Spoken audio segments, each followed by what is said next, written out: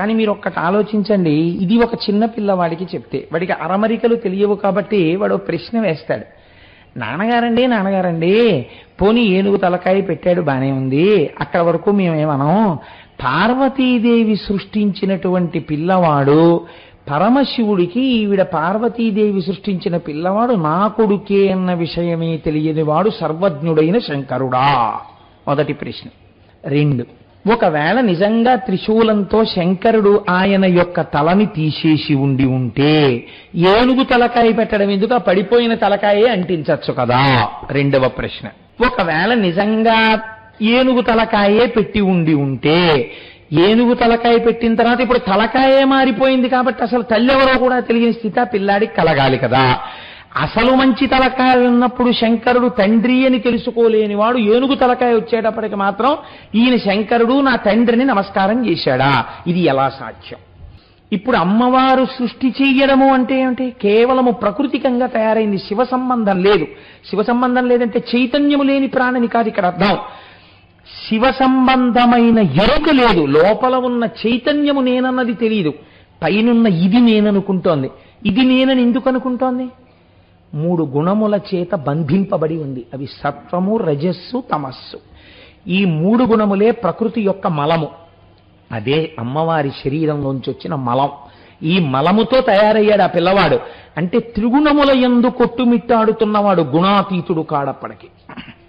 కాబట్టి ఈ తలకి ప్రకృతి తెలుసు, పురుషుడు తెలియడు, పరమపురుషుడు తెలియదు, శివుడు తెలియదు. సుబ్రహ్మణ్య వైభవం గురించి ప్రసంగాలు ప్రారంభం చేస్తాను. ఏ 200 మంది ఇక్కడ ఆర్జిత గృహస్థులుగా ఉండడానికి సిద్ధపడి ఉన్నారో, అనగా పురుషార్థమును వెచ్చించి ఒక 500 రూపాయలు దాని కొరకు కావిళ్ళెత్తడానికి సిద్ధపడి ఉన్నారో వాళ్ళందరూ ఇతరులు. మిగిలినటువంటి భక్తులు కూడా ఉత్సవంలో పాల్గొనకూడదు అని భక్తులకు ఏమీ ఇబ్బంది లేదు, వాళ్ళందరూ కూడా పాల్గొనవచ్చు. కాకపోతే కావిడిత్తేటటువంటి వాళ్ళు మాత్రం ఆ ఆర్జితం చెల్లించిన వారై ఉంటారు. కాబట్టి వీళ్ళందరూ కావిళ్ళెత్తి దేవాలయ ప్రాంగణానికి చేరుకుంటారు. ఆ కావిడి ఎత్తడం ఎంత గొప్పదో మీరు సుబ్రహ్మణ్యేశ్వర స్వామి వారి యొక్క వృత్తాంతమునందు విందురుగాని. ఇక్కడికి చేరిన తరువాత స్వామికి వాళ్ళు తీసుకొచ్చినటువంటి పాలతోటే అభిషేకం జరుగుతుంది. అభిషేకం అయిపోయిన తర్వాత స్వామివారికి హోమం జరుగుతుంది. హోమం అయిపోయిన తర్వాత మనందరం ఇల్లు చేరుకుంటాం. సాయంకాలం మళ్ళీ వల్లీ కళ్యాణం జరుగుతుంది. వల్లీ కళ్యాణం ఈ తలపెట్టిన కార్యక్రమం చాలా అరుదు, ఎక్కడో తప్ప ఎప్పుడో తప్ప జరగదు. ఆ తమిళనాటైతే పిల్లలు లేని వాళ్ళు పడుకుంటారు. ఈ సుబ్రహ్మణ్యేశ్వర స్వామి వారి అనుగ్రహం కోసమని ఎవరు కావిడెత్తుకున్నారో వారిని సుబ్రహ్మణ్యుడు పూర్ణముగా అనుగ్రహిస్తాడు అని. అందుకని వారి యందు ఆ సుబ్రహ్మణ్యుని యొక్క అనుగ్రహము ప్రచోదనమై ఉంటుంది కనుక వారు దాటితే వారికి సంతానము కలగనటువంటి పాపము పరిహరింపబడుతుంది అని వాళ్ళు విశ్వసిస్తారు. విశ్వసించి పడుకుంటుంటారు. అది చాలా పరమ పవిత్రమైన ఉత్సవంగా జరుగుతుంటుంది. నాకు తెలిసి పెద్దలు ఎవరైనా చేసి ఉండవచ్చు, నేను దాన్ని తక్కువ చేసి మాట్లాడటలేదు. నాకు తెలిసి ఈ ప్రాంతాల్లో 200 పాలకావిళ్ళు ఒకేసారి స్వామివారికి పట్టుకుని శివమహాపురాణాంతర్గతంగా సుబ్రహ్మణ్యేశ్వరుడికి సంబంధించినటువంటి ఉపన్యాసాలు విన్న తరువాత దంపతులు రావడం అన్నది నాకు తెలిసి ఇదే ప్రప్రథమంగా జరగబోతోంది. అది కాకినాడ పట్టణంలో జరగబోతోంది. అందున విశేషించి శంకర భగవత్పాదాచార్య స్వామి వారి యొక్క పరమభక్తులై పీఠాధిపతులైనటువంటి శ్రీ శ్రీ శ్రీ స్వరూపానందేంద్ర సరస్వతి స్వామి వారు దీనికి నాయకత్వం వహించి వారి ఆధ్వర్యంలో ఈ కార్యక్రమం జరగబోతోంది. కనుక ఇంత పరమ పవిత్రమైన కార్యక్రమానికి రేపటి నుంచి మనం సుబ్రహ్మణ్యేశ్వర స్వామి వారికి సంబంధించినటువంటి కథా ప్రారంభం చేస్తాం. ఇందులో ఎవరైనా ఓపిక ఉన్నవాళ్ళు, నేను అందరి గురించి నేను ఈ మాట చెప్పట్లేదు, ఎవరైనా ఓపిక ఉంటే మేం చెయ్యగలము, ఈశ్వరుడు మాకు శరీరానికి ఆ శక్తిని ఇచ్చాడు అనుకుంటే వాళ్ళు పాటించవలసిన నియమాలు బాగా గుర్తుపెట్టుకోండి. ఇంకా నన్ను మళ్ళీ ఆ తర్వాత వేదిక దిగిన తరువాత కానీ వెడుతున్నప్పుడు కానీ మళ్ళీ మళ్ళీ అస్తమానం నన్ను దాని మీద ప్రశ్నలు, అనుబంధ ప్రశ్నలు, ఉప ప్రశ్నలు ఇన్ని వేయకండి. చెప్తున్నప్పుడే జాగ్రత్తగా వినండి. ఒకటి, మీరు చెయ్యవలసినటువంటి మొట్టమొదటి నియమం వేకువజామున నిద్రలేచి స్నానం చెయ్యడం. స్నానం చెయ్యడం అంటే వేడి నీళ్లు చెయ్యాలా అండి, చన్నీళ్లు చెయ్యాలా అండి? మీ శరీరము పరిమితి అనుమతిస్తే, మీకు ఆరోగ్యం ఉంటే మీరు తలస్నానం చన్నీళ్లతో చెయ్యండి. మీ శరీరము అనుమతించకపోతే ఇది ధర్మ సాధనం, ఏ దోషము లేదు, వేడి నీటితో తలస్నానం చెయ్యండి. చక్కగా రోజు చేసే భగవదారాధనం కన్నా ఒక్క అరగంట ఎక్కువ చెయ్యండి. విశేషించి సుబ్రహ్మణ్యాష్టకాన్ని మీకు వస్తే, తప్పు లేకుండా చదవడం వస్తే సుబ్రహ్మణ్య భుజంగం చెయ్యండి తప్పకుండా. ఆ రోజు నుంచి సాత్వికమైన ఆహారమే తీసుకోండి. వల్లీ కళ్యాణం అయిపోయే వరకు రజోగుణ తమోగుణ భూయిష్టమైన ఆహారం తీసుకోకండి. బయట ఎక్కడ తయారు చేసిన పదార్థాలు తీసుకోకండి. హోటళ్లలోకి వెళ్ళి తినడం, టీ స్టాల్స్ దగ్గర టీలు తాగడం, కాఫీలు తాగడం, ఇలాంటి పనులు చేయకండి. మీ ఇంట్లో చక్కగా మీ భార్య గారు కూడా దానికి సహకరించగలిగి, ఒకవేళ వారికి ఆరోగ్యం బాగులేకపోతే వారిని ఇబ్బంది పెట్టకండి, వారు కల్పిస్తే తాగండి. భోజనం ఒక్కసారే చెయ్యండి, రాత్రి పలహారం చెయ్యండి. సాత్వికమైన పలహారం తీసుకుని భూషయనం చెయ్యండి. మంచం మీద పడుకోకండి, బ్రహ్మచర్యం పాటించండి. భూషయనం చేసినప్పుడు కటిక నేల మీద పడుకోమని నేను చెప్పట్లేదు. ఒక చాప వేసుకోండి, లేకపోతే బొంత వేసుకోండి, చలికాలం కాబట్టి. ఇవన్నీ మీ శరీరం అనుమతిస్తే చెయ్యండి. అనుమతించకపోతే మీరు బెంగ పెట్టుకోకండి. ఒక్కసారి సుబ్రహ్మణ్యాష్టకం చేసుకోండి చాలు. చక్కగా భూషయనం చేయండి. మళ్ళీ ప్రాతకాలమునందు చక్కగా ఆరాధన చేసుకోండి. ఇంకా మీరు కట్టుకోవలసినటువంటి బట్టలకు సంబంధించినంత వరకు తడిపి ఆరేసినటువంటి బట్టలే కట్టుకోండి. అనగా చాకలి తెచ్చిన ఇస్త్రీ బట్టలు కూడా కట్టుకోవచ్చు. పట్టు బట్ట కట్టుకోవాలా, సిల్క్ బట్ట కట్టుకోవాలా, నూలు బట్ట కట్టుకోవాలా, అలాంటి నియమాలు ఏమి ఉండవు. మీరు పరమ పవిత్రంగా శౌచాన్ని పెంచుకోవడం కోసమని మీరు చేసుకుంటున్నారు. శౌచము బాహ్యమునందు ఎంత ఎక్కువగా ఉంటే ఆంతరమునందు ఆ శౌచము కలుగుతుంది. నేను ఒక స్వామి పట్ల ఇప్పుడు ప్రత్యేకమైన ఆరాధనతో ఉన్నాను అన్న భావన పరిపుష్టమవుతుంది. అది పెద్ద పూజ అవుతుంది మీకు. ఇది చెయ్యగలిగిన వాళ్ళు చెయ్యండి. సాయంకాలం వేళల్లో మళ్ళీ మళ్ళీ శివమహాపురాణాంతర్గతంగా సుబ్రహ్మణ్యేశ్వర స్వామి వారి గురించి 4 రోజుల పాటు వల్లీ కళ్యాణం వరకు ప్రసంగం చేయడం అనేటటువంటిది కొంచెం అరుదుగా జరిగేటటువంటి విషయం. అది ఎప్పుడూ జరగాలి. కాకినాడలోనే నేను నిండు మనస్సుతో కోరుకుంటాను. కానీ అన్ని వేళలా శివమహాపురాణం అనేటటువంటి దాన్ని 30 రోజులో 40 రోజులో కార్యక్రమంగా జరగదు కదా, కొంచెం అరుదుగా జరుగుతుంది.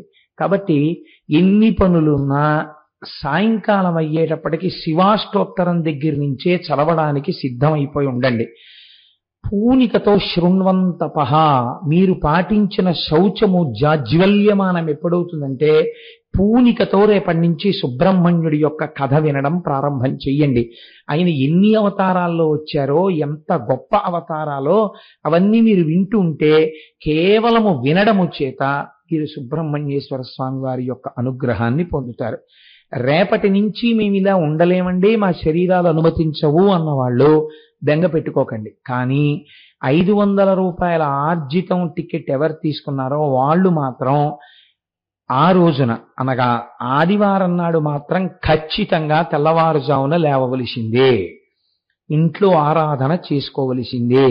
అలాగని ఇంట్లో చేశాం ఇక్కడికి లేట్ అయిందంటే వీల్లేదు. పాలకావిడి ఎత్తుకోవడానికి సమయపాలనతో వచ్చేయవలసిందే. చక్కగా వచ్చేటప్పుడు ఉతికి ఆరేసినటువంటి బట్ట, పట్టుబట్ట కావచ్చు, నూలు బట్ట కావచ్చు, ఏదైనా సరే ఈశ్వరుడు మీకు ఏది కృప చేస్తే శౌచంతో ఉన్న బట్ట కట్టుకోండి. చక్కగా రండి.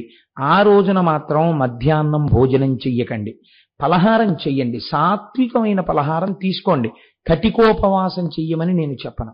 సాత్వికమైన పలహారం తీసుకోండి. ఎంత అవసరమో అంత తీసుకోండి. ఒకవేళ దానితో కూడా మేము ఉండలేమండి, అలవాటు లేదంటే సాయంకాలం కూడా కొద్దిగా 2 పళ్ళో ఏవో తిని పాలు తాగండి.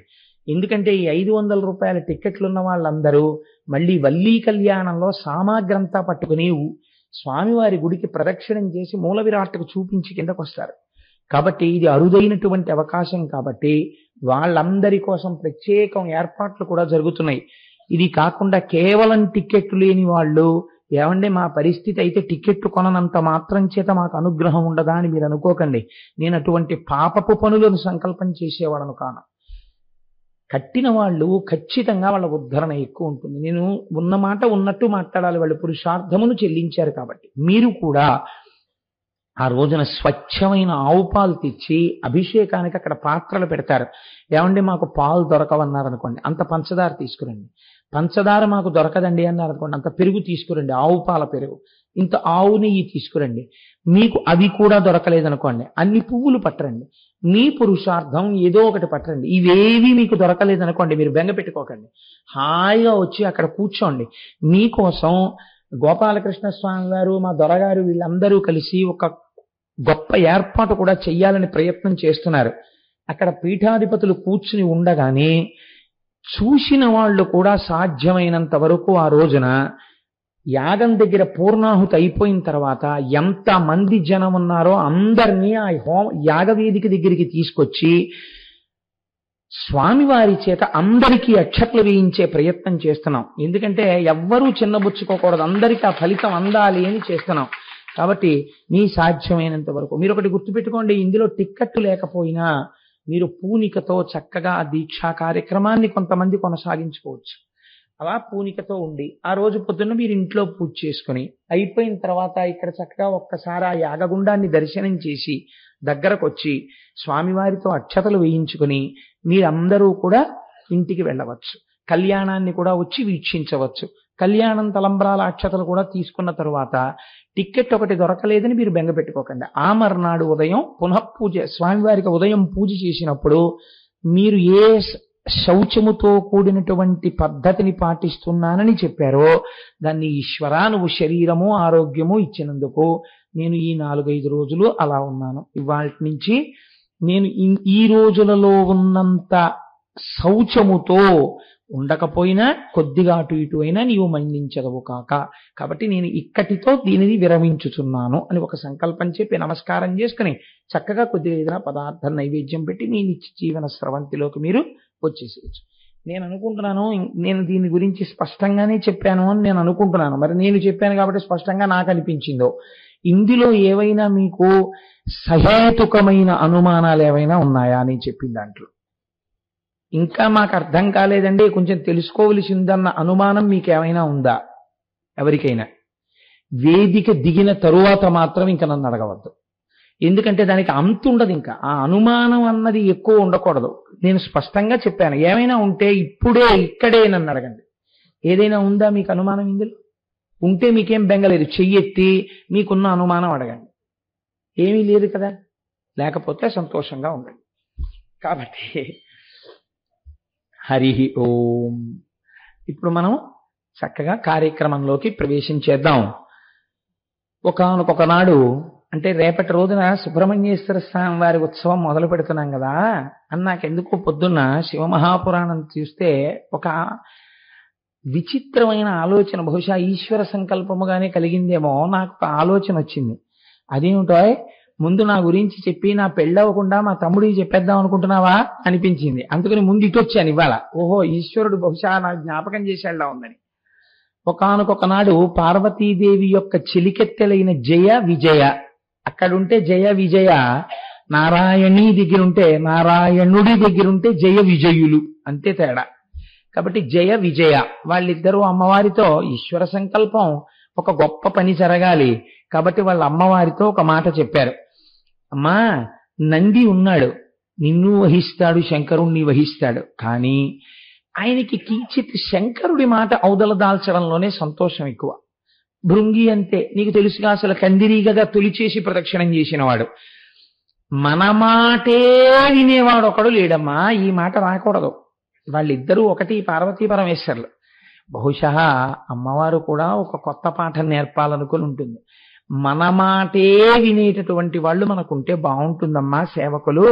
కావుననొక్క సమర్థుని శ్రీవలయ సృజించి ద్వార సీమనను నిచినన్ సేవించునతడు జాగర భావముతో నీదు సెలవు పరమేశాని. అమ్మా, ఒక్కడిని నువ్వు సృష్టించి ద్వారపాలకుడిగా పెడితే వాడు నీ మాటే వింటుంటాడు. అలాంటి వాడిని ఒకడిని తయారు చెయ్యమ్మా, మన అంతఃపురాన్ని కాపాడడానికి పనికొస్తాడు. దంపతుల్లో అలా ఉంటుందండి. అందులో వాళ్ళిద్దరూ ఆగర్ధ ఇవ సంపృక్తవు ఆగర్ధ ప్రతిపత్తయే. సరే, ఆ జయ విజయ చెప్పినటువంటి మాటని విన్నటువంటి పార్వతీదేవి అలాగే తయారు చేద్దాం, దానికి వచ్చిన లోటు ఏముందని తన శరీరమునకు ఉన్నటువంటి మలమును ఒక నలుగు పిండిలా తీసింది స్నానం చేసేటప్పుడు. ఇది వినడానికి కొంచెం చిత్రంగానే ఉంటుంది ఈ కథ. నలుగు తీసి అక్కడ పెట్టింది. పెడితే పిల్లవాడు చాలా అందంగా ఉన్నాడు. ఆ పిల్లవాడు ఎలా ఉన్నాడన్న ధ్యాన శ్లోకం గాని, ఆ పిల్లవాడు ఎలా ఉన్నాడన్న ఫోటో గాని లోకంలో లేవు.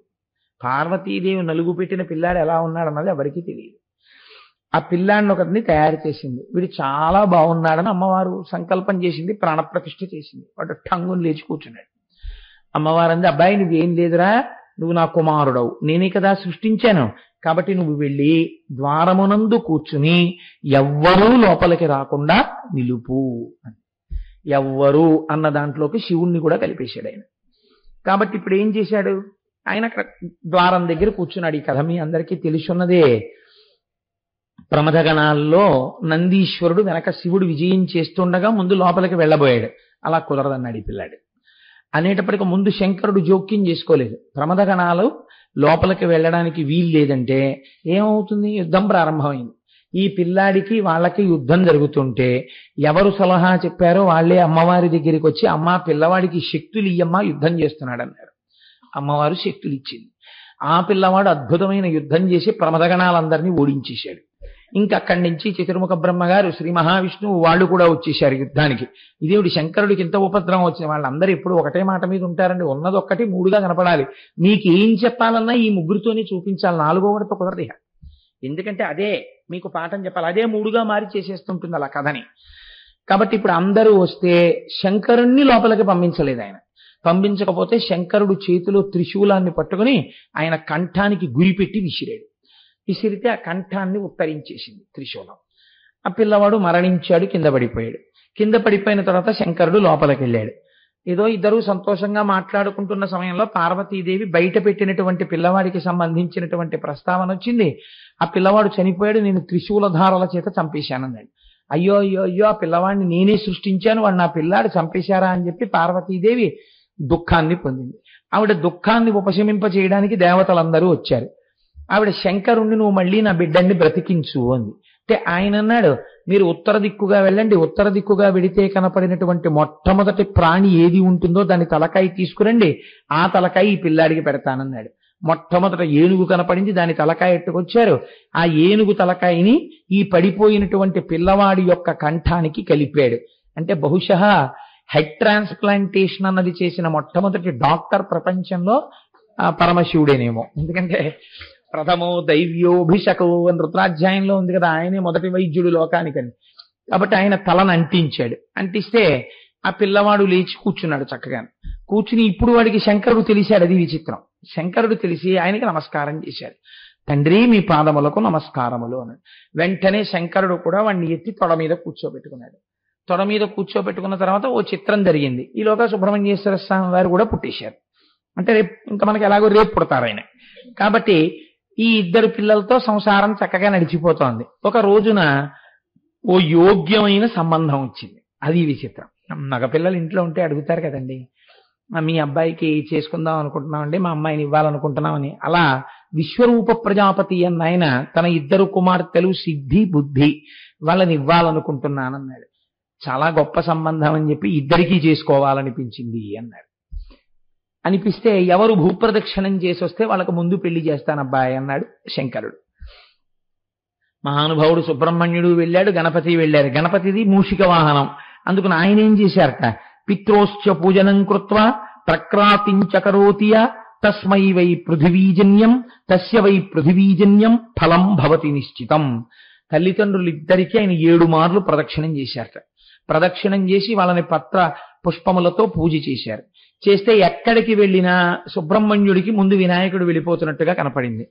ఎవరు తల్లిదండ్రులకు రోజు నమస్కారము చేస్తారో వాళ్ళకి సాక్షాత్తుగా పార్వతీ పరమేశ్వరులకు నమస్కరించినటువంటి ఫలితము వాళ్ళ ఖాతాలో పడిపోతుంది. వాళ్ళకి ప్రదక్షిణం చేస్తే భూప్రదక్షిణం చేసినటువంటి ఫలితం పడిపోతుంది. కాబట్టి అలా చేయకపోతే, చేస్తే పడిపోతుంది, చేయకపోతే ఏమవుతుంది అంటే తీర్థయాత్ర ఫలితం కదండి పడుతోంది. శాస్త్రం ఎక్కడికి సమన్వయం చేసిందో తెలుసా? అపహాయ గృహయో వై పితరౌ తీర్థమావ్రజేత్ తస్య పాపం తథా ప్రోక్తం హననీచ తయోర్యథాః. తల్లిదండ్రులు ఇంట్లో ఉండగా తల్లిదండ్రుల్ని ధిక్కరించి ఏ కుమారుడైనా, తల్లిదండ్రులంటే ఆడపిల్ల వైపు తల్లిదండ్రులు కారు, భర్త వైపు తల్లిదండ్రులు, కుమారుడు తల్లిదండ్రుల్ని ధిక్కరించి వాళ్ళ మాట వినకుండా తీర్థయాత్రకి వెళ్ళిపోతే తల్లిని తండ్రిని చంపినటువంటి పాపాన్ని వాడి ఖాతాలో వేస్తారు. తీర్థయాత్రకు వెళ్ళినటువంటి ఫలితాన్ని ఇవ్వరు. కాబట్టి తీర్థయాత్ర చేసేవాళ్ళు తల్లిదండ్రుల అనుమతి పుచ్చుకొని వాళ్ళకి నమస్కరించి బయలుదేరాలి. కొడుకు వాడికి తల్లి తండ్రి ఉన్న అదృష్టవంతుడైతే, లేకపోతే భగవంతుడికి నమస్కారం చేసి బయలుదేరతాడు. కాబట్టి అలా ఆయన పరమేశ్వరుడికి నమస్కారం చేసి పార్వతీదేవికి నమస్కారం చేసి ఆ గణపతి భూప్రదక్షిణానికి బయలుదేరారు. ఆయన భూప్రదక్షిణం చేసి వస్తే ఆయన ఆ పార్వతీ పరమేశ్వరుడికి ప్రదక్షిణం చేస్తే భూప్రదక్షిణం చేసినటువంటి ఫలితాన్ని ఆయన ఖాతాలో వేసి, నువ్వు చెప్పినటువంటి నియమమును పాటించిన వాడవు కనుక నీకు ముందు వివాహం చేస్తున్నాను అని చెప్పి విశ్వరూప ప్రజాపతి యొక్క కుమార్తెలైన సిద్ధి బుద్ధినిచ్చి వివాహం చేశారు. వివాహం అయిపోయింది. సుబ్రహ్మణ్యేశ్వర స్వామి వారు ఏదో క్రౌంచ పర్వతం దగ్గరికి వెళ్ళారు, పార్వతీ పరమేశ్వరులు కూడా వెళ్ళారు. మీకు ఈ విషయం శ్రీశైలం గురించి విన్నప్పుడు విని ఉన్నారు. కాబట్టి చూడండి, ఈ కథ మీకు పైకి వినడానికి మీరు పరమ భక్తులు కనుక, పరమ భాగవతోత్తములై భక్తితో వింటున్నారు కాబట్టి దీన్ని తిరస్కరించరు. ఇది జరిగి ఉంటుందండి, లేకపోతే ఎందుకు చెప్తుంది కథ, ఋషులు ఎందుకు చెప్తారు, కాబట్టి మేము అంగీకరిస్తున్నాం అంటారు. కానీ మీరు ఒక్కటి ఆలోచించండి, ఇది ఒక చిన్న పిల్లవాడికి చెప్తే వాడికి అరమరికలు తెలియవు కాబట్టి వాడు ప్రశ్న వేస్తాడు. నాన్నగారండి పోనీ ఏనుగు తలకాయ పెట్టాడు బానే ఉంది, అక్కడ వరకు మేమేమనం, పార్వతీదేవి సృష్టించినటువంటి పిల్లవాడు పరమశివుడికి ఈవిడ పార్వతీదేవి సృష్టించిన పిల్లవాడు నా కొడుకే అన్న విషయమీ తెలియని వాడు సర్వజ్ఞుడైన శంకరుడా? మొదటి ప్రశ్న. 2, ఒకవేళ నిజంగా త్రిశూలంతో శంకరుడు ఆయన యొక్క తలని తీసేసి ఉంటే ఏనుగు తలకాయ పెట్టడం ఎందుకు, ఆ పడిపోయిన తలకాయే అంటించచ్చు కదా? రెండవ ప్రశ్న. ఒకవేళ నిజంగా ఏనుగు తలకాయే పెట్టి ఉంటే ఏనుగు తలకాయ పెట్టిన తర్వాత ఇప్పుడు తలకాయే మారిపోయింది కాబట్టి అసలు తల్లి ఎవరో కూడా తెలియని స్థితి ఆ పిల్లాడికి కలగాలి కదా.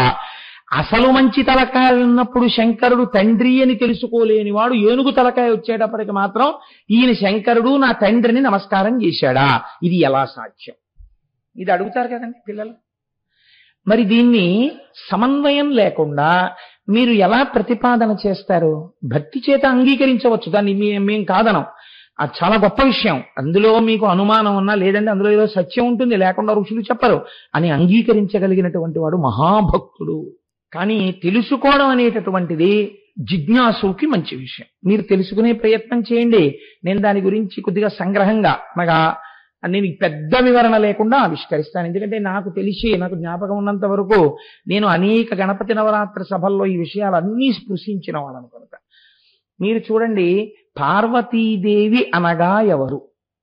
పార్వతీదేవి అంటే ఆవిడ పరమ ప్రకృతి. పరమశివుడు అనగా ఎవరు? పరమ పురుషుడు. ఆయన పరమ పురుషుడు, ఈవిడ పరమ ప్రకృతి. పరమ ప్రకృతి అంటే పంచభూతాలు. పంచభూతాలు ఎవరు? అమ్మవారు. ఈ పంచభూతముల యందలి కదలిక ఎవరు? పరమేశ్వరుడు. అందుకే పూజలో చాలా గొప్ప ఉపచారంగా పేరు దేందో తెలుసా అండి? తాంబూలాంది. ఎందుకు తాంబూలానికి అంత గొప్పతనం వచ్చేసిందో తెలుసా? మీరు చూస్తుంటారు కదా, ఇక్కడ మనం సువాసిని పూజలు చేస్తే సువాసిని అందరికీ తాంబూలం ఇస్తుంటాం. తాంబూలానికి అంత గొప్పతనం ఎక్కడొచ్చిందంటే ఇందులో ఉన్నవి ఏమున్నాయి? పంచభూతాలు ఉన్నాయి. ఒకవేళ రేపు పొద్దున్న కొత్తగా ఫ్యాక్టరీలు పెట్టి ఊపిరితిత్తులు చేసేసి, గుండె చేసేసి, రక్తం చేసేసి, మాంసం చేసేసి, కొవ్వు చేసి, అస్థి, శుక్ల, మేధ అన్నీ తయారు చేసి పంచభూతాలతో ఒక శరీరాన్ని నిర్మాణం చేశారనుకోండి, దాన్ని అక్కడ పెట్టారు. ఈ శరీరము పంచభూతములతో మీరు తయారు చెయ్యగలరేమో కానీ దీన్ని మీరు కదపగలరా? చైతన్యముతో ఇది కదిలేటట్టు చెయ్యగలరా? లేదా మీరు తయారు చెయ్యకుండా ఈశ్వరుడే చేసిన శరీరంలోంచి చైతన్యము వెళ్ళిపోకుండా మీరు చేయగలరా? 1,000,000 మంది వైద్యులు కూడి వచ్చిన కాని మరణమయ్యడి వ్యాధి మాన్పలేరు. మరి ఎందుకు చచ్చిపోతున్నారు లోకంలో ఇంతమంది? ఇదే కదండి ఆశ్చర్యం. ఈశ్వర శక్తి ఇక్కడే ఉంది కదా. అందుకే పంచభూతములు పెట్టిన చైతన్యం ఎక్కడి నుంచి వస్తోందో, అది ఎలా వెళ్ళిపోతోందో ఎవ్వరికీ తెలియదు. ఈశ్వరా, పంచభూతముల యొక్క సమన్వయమునందు జీవోత్పత్తి చేసి చైతన్య ప్రవేశం చేయించి నడిపి చైతన్యం తీసేసే అధికారం నీది. అటువంటి నీవే ఇవాళ నా చేత ఈ పూజ చేయించుకున్నావన్న కృతజ్ఞతాభావము నాకు ఆవిష్కరించడం.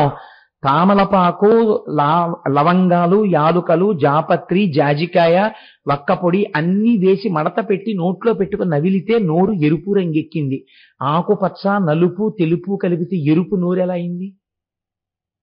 ఈ ఎరుపు భగవత్ కారుణ్యం. అది పంచభూతముల యందు కదలినటువంటి చైతన్యం. ఈ చైతన్యం నీ సొత్తని చెప్పడం. కాబట్టి ఇప్పుడు అమ్మవారు పరమ ప్రకృతి అంటే అమ్మవారు ఏం చేస్తుంది? ఈ భూతములన్నింటినీ తయారు చేస్తుంది. ఈ శరీరములన్నీ అమ్మవారి అనుగ్రహంతో తయారయ్యాయి. లోపల ఉన్నటువంటి చైతన్యం ఎవరు? శివుడు. ఇప్పుడు అమ్మవారు సృష్టి చెయ్యడము అంటే ఏమిటి? కేవలము ప్రకృతికంగా తయారైంది, శివ సంబంధం లేదు. శివ సంబంధం లేదంటే చైతన్యము లేని ప్రాణిని కాదు ఇక్కడ అర్థం. శివ సంబంధమైన ఎరుక లేదు. లోపల ఉన్న చైతన్యము నేనన్నది తెలియదు. పైనున్న ఇది నేననుకుంటోంది. ఇది నేనని ఎందుకు అనుకుంటోంది? 3 గుణముల చేత బంధింపబడి ఉంది. అవి సత్వము, రజస్సు, తమస్సు. ఈ 3 గుణములే ప్రకృతి యొక్క మలము. అదే అమ్మవారి శరీరంలోంచి వచ్చిన మలం. ఈ మలముతో తయారయ్యాడు ఆ పిల్లవాడు. అంటే త్రిగుణముల యందు కొట్టుమిట్టాడుతున్నవాడు, గుణాతీతుడు కాడప్పటికి. కాబట్టి ఈ తలకి ప్రకృతి తెలుసు, పురుషుడు తెలియడు, పరమపురుషుడు తెలియదు, శివుడు తెలియదు. లోపల ఉన్న చైతన్యం బయట నిలబడిన శంకరుడన్న విషయం వాడికి తెలియదు. నీలో ఉన్న చైతన్యం శివాలయంలో లింగం అని వాడికి తెలియదు. కాబట్టి ఇప్పుడు ఆయన ఏం చేశాడు? దానితోనే పోరాటం చేశాడు. ఇప్పుడు శంకరుడు దేంతో తరిగేశాడు? తల త్రిశూలంతో తరిగేశాడు. త్రిశూలం అంటే ఏమిటి? త్రైగుణ్యం శూలమే తస్య పరసు సత్యనిష్టత. ఆ పైన ఉన్నటువంటి 3 త్రిగుణములు. ఈ 3 గుణములకు ఆధారమైనటువంటి సత్యము శంకరుడి చేతిలో ఉన్న త్రిశూలము. ఆయన గుణాతీతుడు. ఎప్పుడైతే శివుడి చేతి త్రిశూలం ఆ కంఠానికి తగిలిందో త్రిగుణములకు సంబంధించినటువంటి బుద్ధి పోయింది. పోయి ఇప్పుడు ఏ తలకాయ పెట్టబడింది? గజ, ఏనుగు తలకాయ పెట్టబడింది. గజముఖము అని కదండి అంటాం. గ అంటే గతి, కదలడం. జ అంటే పుట్టడం. ఎందులోంచి పుట్టి ఎందులో కెడుతున్నాడో తెలిసిపోయింది ఇప్పుడు. అంటే ఇప్పుడు శివ సంబంధం వచ్చేసింది. ఇప్పుడు శివుడు తెలిసిపోయాడు. ఇది తెలిసిపోవడం గజముఖం. ఇప్పుడు ఈ గజముఖం వచ్చేటప్పటికి శంకరుడు తెలిసిపోతాడు కదండి. అందుకని శంకరుడికి నమస్కారం చేస్తాడు. ఇది మీరు చెయ్యవలసిన ఉపాసనా క్రమాన్ని ఆయన యొక్క మూర్తి ద్వారా లోకానికి తెలియ చెప్పడం. ఇప్పుడు ఆయన ఏమిటి? పైన ఏనుగు ముఖం. ఏనుగు చాలా పెద్దది, ఏనుగు తల చాలా పెద్దది. మనిషి శరీరం చాలా చిన్నది. మనిషి శరీరానికి ఏనుగు తలకాయ. ఏనుగు తలకాయ బ్రహ్మాండాన్ని చెప్తే కిందనున్న మనుష్య శరీరం పిండాండాన్ని చెప్తుంది. బ్రహ్మాండ పిండాండముల యందు ఏమున్నాయి? అందులోనూ పంచభూతాలున్నాయి, ఇందులోనూ పంచభూతాలున్నాయి. 2 పంచభూతములతో నిండి ఉన్నప్పటికీ 2 లేవు, ఉన్నది ఒక్కటే.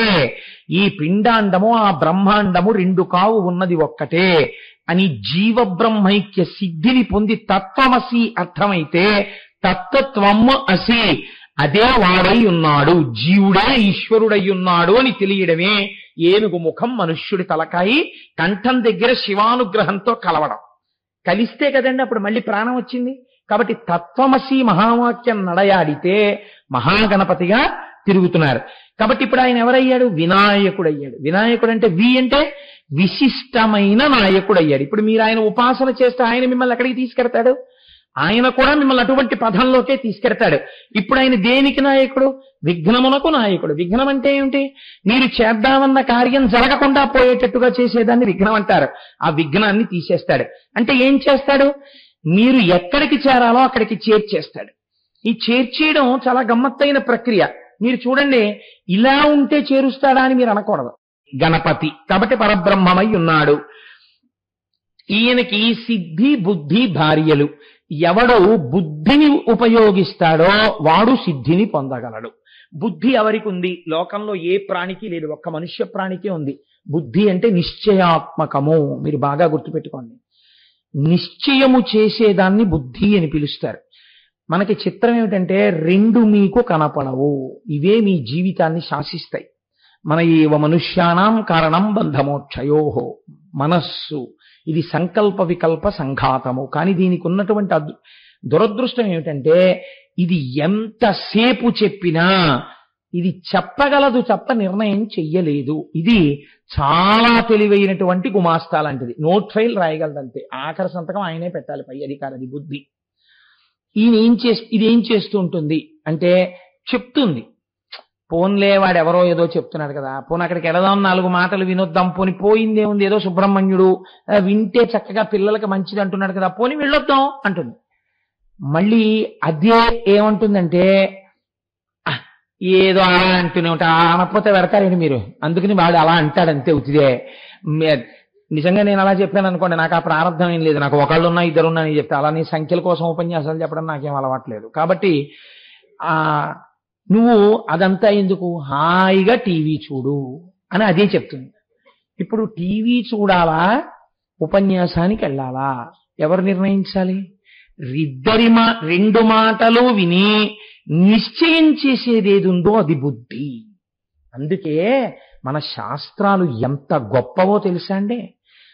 ఏమడుగుతామంటే మనం ధియో యోన ప్రచోదయాత్, ధియో యోన ప్రచోదయాత్. గాయత్రి చేయడం అంటే అదే. అమ్మా నా బుద్ధిని ప్రచోదనము చేసెదవుగాక, నా బుద్ధిని ప్రచోదనము చేసెదవుగాక. నిర్ణయం చేస్తుండు, ఎప్పుడు నీవేపే ఉండేట్టు, నీ గురించి పలికేటట్టు నా బుద్ధిని నిర్ణయం చెయ్యి. ఇందులో హాయి ఉంది, ఇందులో సంతోషం ఉంది, ఇందులో ఆనందం ఉంది అని నిశ్చయం నా బుద్ధి చేసేటట్టు దాన్ని ప్రచోదనం చెయ్యి అని అడుగుతారు. కాబట్టి ఇప్పుడు ఈ బుద్ధి నిర్ణయాత్మకమైన శక్తి. బుద్ధి ఎటు నిర్ణయం చేసి తిప్పితే దాన్ని బట్టే మీ సిద్ధి. బుద్ధి గడ్డి తింది అంటారు మన వాళ్ళు, అందుకే వాడి బుద్ధి గడ్డి తిందండి అంటారు. బుద్ధి గడ్డి తినడం ఏమిటి, అది ఏమన్నా భోజనానికి వచ్చి కూర్చుందే అంటే బుద్ధి అక్కరలేని విషయాల వైపు వెళ్ళమని నిర్ణయం చేసింది. ఏమైపోయాడు, పాడైపోయాడు. బుద్ధి సక్రమమైన నిర్ణయము చేసింది, ఇప్పుడు ఏమవుతాడు, ఆయన బాగుపడిపోతాడు. కాబట్టి ఇప్పుడు మనస్సుని బుద్ధి చూడ్డం రావాలి. బుద్ధి సాక్షిగా ఉంటూ ఆహా నన్ను ఇలా పడగొడదాం అనుకుంటున్నావే అని అది చెప్పిన వ్యతిరేకమైన సలహాని త్రోసిరాజని మంచి వైపుకు వెడతానని నిర్ణయం చెయ్యగలిగినది ఏదో అది బుద్ధి. అలా కాకుండా చెడు వైపుకి చేసింది అనుకోండి. మీరు ఒక విషయం ఆలోచించండి, తప్పులు చేసిన వాళ్ళందరూ కూడా సంతోషంగా ఉన్నారని మీరు అనుకుంటున్నారా? ఆవేశంలో నిర్ణయాలు చేసుకోవడానికి బుద్ధిని అలవాటు చేసేస్తే అది జీవితంలో ఎక్కడో అక్కడ ఒక ఆవేశపూరితమైన నిర్ణయం తీసుకుంటుంది. ఆవేశమునందు నిర్ణయం చేయడం అన్నది అసలు అలవాటు లేకుండా మీరు చూడాలి. అందుకే interviews are meant for that. Written test లో ర్యాంక్ నెంబర్ 1 వస్తే ఇంటర్వ్యూ ఎందుకండి? Interview is meant for evaluating the inner view. ఆవేశంగా ఉంటాడా, లేకపోతే కొంచెం ఆలోచన చేస్తాడా? నాకు ఎన్నో మార్లు అనిపిస్తుంది నా జీవితంలో నేను ఇది అలవాటు చేసుకోగలనా అని ఒక విషయం. పరమాచార్య స్వామి వారికి ఒక అలవాటు ఉండేది. పరమాచార్య స్వామి ఎదురు వాళ్ళు మాట్లాడుతుంటే మధ్యలో మాట్లాడరు అసలు. He gives a patient hearing. ఆయన వింటారు, ఎంతసేపు అయినా వింటారు. విన్న తర్వాత వెంటనే జవాబు ఆయన చెప్పరు. జీవితాంతం పరమాచార్య స్వామి అమలు చేసినటువంటి విధానం, ఎన్ని తక్కువ మాటలలో ఎంత ఉద్రేకం లేకుండా నేను దీనికి స్పష్టంగా రాజీ లేకుండా నా మనోగతమైన అభిప్రాయాన్ని ఆవిష్కరించగలను. ముందు నవ్వుతారు, ఆ తర్వాత చాలా సూక్ష్మంగా మాట్లాడతారు, తక్కువ మాటలు మాత్రమే వాడతారు, వాడి జవాబు చెప్తారు అంతే. మీకు అది ఒక ఉపనిషత్. చాలా కష్టం అండి జీవితంలో, అది రాదు. మనం లొల్లి మాటలు ఎన్నో చెప్పలేం లేచిన దగ్గర నుంచి, అలా మాట్లాడుతూనే ఉంటాం. ఇది ఒక ప్రమాదకరమైన పోకడ. అసలు మౌనంగా ఉండడం కానీ, ఒక గ్రంథపఠనం చేయడం కానీ, ఒక సద్వస్తువు గురించి వివేచన చేయడం కానీ, ధ్యానం చేయడం కానీ మనకు అలవాటు ఉండదు. మనం అలా మాట్లాడుతూనే ఉంటాం, ఏదో ఒకటి పక్కవాడితో అలా ఏదో మాట్లాడుతూ ఉండాలి. అలా మాట్లాడుతూ మాట్లాడుతూ మాట్లాడుతూ పోతే ఏమవుతుందో తెలుసా అండి? అసలు బుద్ధికి నిర్ణయం చేసేటటువంటి స్థితి పోతుంది. పోయి మనస్సు ఏది చెప్తే దాన్ని వింటుంది. మనస్సు ఆవేశకావేశములకు లోనయ్యేది మనస్సే. అది మంచి కోపంలో ఒక నిర్ణయానికి వచ్చిందనుకోండి, వస్తే అది ఎలా చెప్తే అలా చేస్తుంది అంతే. అలా చేసేసి జీవితాంతం బాధపడిన వాళ్ళు ఎందరో ఉంటారు. తప్పులు చేసిన వాళ్ళందరూ సంతోషంగా ఉన్నారని మీరు అనుకోకండి. ఆనాడు చేశానండి ఆవేశంలో, కొంతమంది తొందరపడి రాజీనామా చేస్తారు, జీవితాంతం విచారిస్తారు. కొంతమంది తొందరపడి ఎవరినో మాట అంటారు, జీవితాంతం విచారిస్తారు. మీకు ఒక దెబ్బ కొట్టినా క్షమింపబడుతుందేమో, ఒక్క మాట మీరు తొందరపడి అనేశారనుకోండి అంతే, ఇంకా జీవితంలో ఇక మళ్ళీ వారిని మీరు కలవలేరు. మాట అత్యంత ప్రమాదకరం, చాలా జాగ్రత్తగా ఉండాలి. ఇది దేని వల్ల వస్తుంది?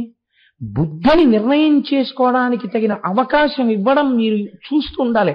అన్నిటికన్నా గొప్పది దానికి అవకాశం ఇవ్వాలి. మీరు చూడండి, మీరు ఏదైనా ఒక కాగితం ఆఫీస్లో మీకు పని ఉందనుకోండి, మీరు గుమాస్తాని వెళ్ళి తొందర పెట్టగలరు. ఏమంటే మాకేదో పని ఉందండి, మీరు తొందరగా కొంచెం ఆ ఫైల్ పెట్టేయండి అని. ఫైల్ పెట్టేసిన తర్వాత గుమాస్తా ఆ ఫైల్ పట్టుకుని లోపలికి వెళ్ళడానికి అనుమతి ఇవ్వరు. అందుకే అధికారి దగ్గరికి ఎంతో అవసరం అయితే తప్ప ఫైల్ పట్టుకుని లోపలికి వచ్చి మాట్లాడడానికి ఉండదు. వచ్చిన కాగితం ఏమిటి, నీ మనోభిప్రాయం ఏమిటి, you should make a note of it, that's all. మీరు నోట్ రాసి ఆ ఫైల్ ఇచ్చేయాలంటే అధికారికి. అధికారి దగ్గరికి వెళ్ళి మీరు తొందరగా సంతకం పెట్టేయండి సార్ దీని మీద అంటే గెట్ లాస్ట్ అంటాడు. ఆయన వరుస క్రమంలో చూస్తాడు. ఆయనకు అనుమానం వచ్చింది అనుకోండి, కట్టేసి పక్కన పారేస్తాడు, ఇంటికి కారులో పట్టరా అంటాడు. ఆయన చాలా మెల్లగా చూస్తాడు. చూసి ఒకసారి ఆయన సంతకం పెట్టారనుకోండి, పెడితే ఇంకా తర్వాత దేనికైనా ఆయనే రెస్పాన్సిబుల్. కాబట్టి ఆయన ఏం చేస్తారు, అంత తొందరగా పెట్టరు. మీరు ఆయన ఛాంబర్లోకి వెళ్ళి మీరు పెట్టేయండి అనలేరు మీరు. అందుకే ఆయనకు అధికారం, అందుకే ఆయనకు ఛాంబర్, అందుకే ఆయనకు అంత గౌరవం. లోపలికి వెళ్లకుండా ఓ మనిషి అడ్డు. మీ యందు కూడా ఉన్నాడు అలాంటి అధికారి, అదే బుద్ధి. మీరు బయట ఇంత గౌరవం ఇస్తున్నారే అందరికీ, మీ బుద్ధికి మీరు ఎందుకు ఇవ్వరా గౌరవం? నిర్ణయించుకోవడానికి ఒక విషయాన్ని బాగా ఆలోచనకు అవకాశం ఇచ్చి అప్పుడు మీరు ఆ బుద్ధి చేత నిర్ణయం చేయడానికి అవకాశం ఇవ్వాలి. ఇంకా రెండో ప్రక్రియ ఏమిటో తెలుసా అండి? ఎవరో ఒక పెద్దని మీరు నమ్మాలి జీవితంలో. అది పెద్ద తలకాయ, అది నన్ను రక్షించి తీరే తలకాయ, అది నన్ను పాడు చేయదని నమ్మాలి. మీరు నిర్ణయించిన తర్వాత కీలకమైన విషయాలైతే మీరు మళ్ళీ వాళ్ళకి నివేదించాలి.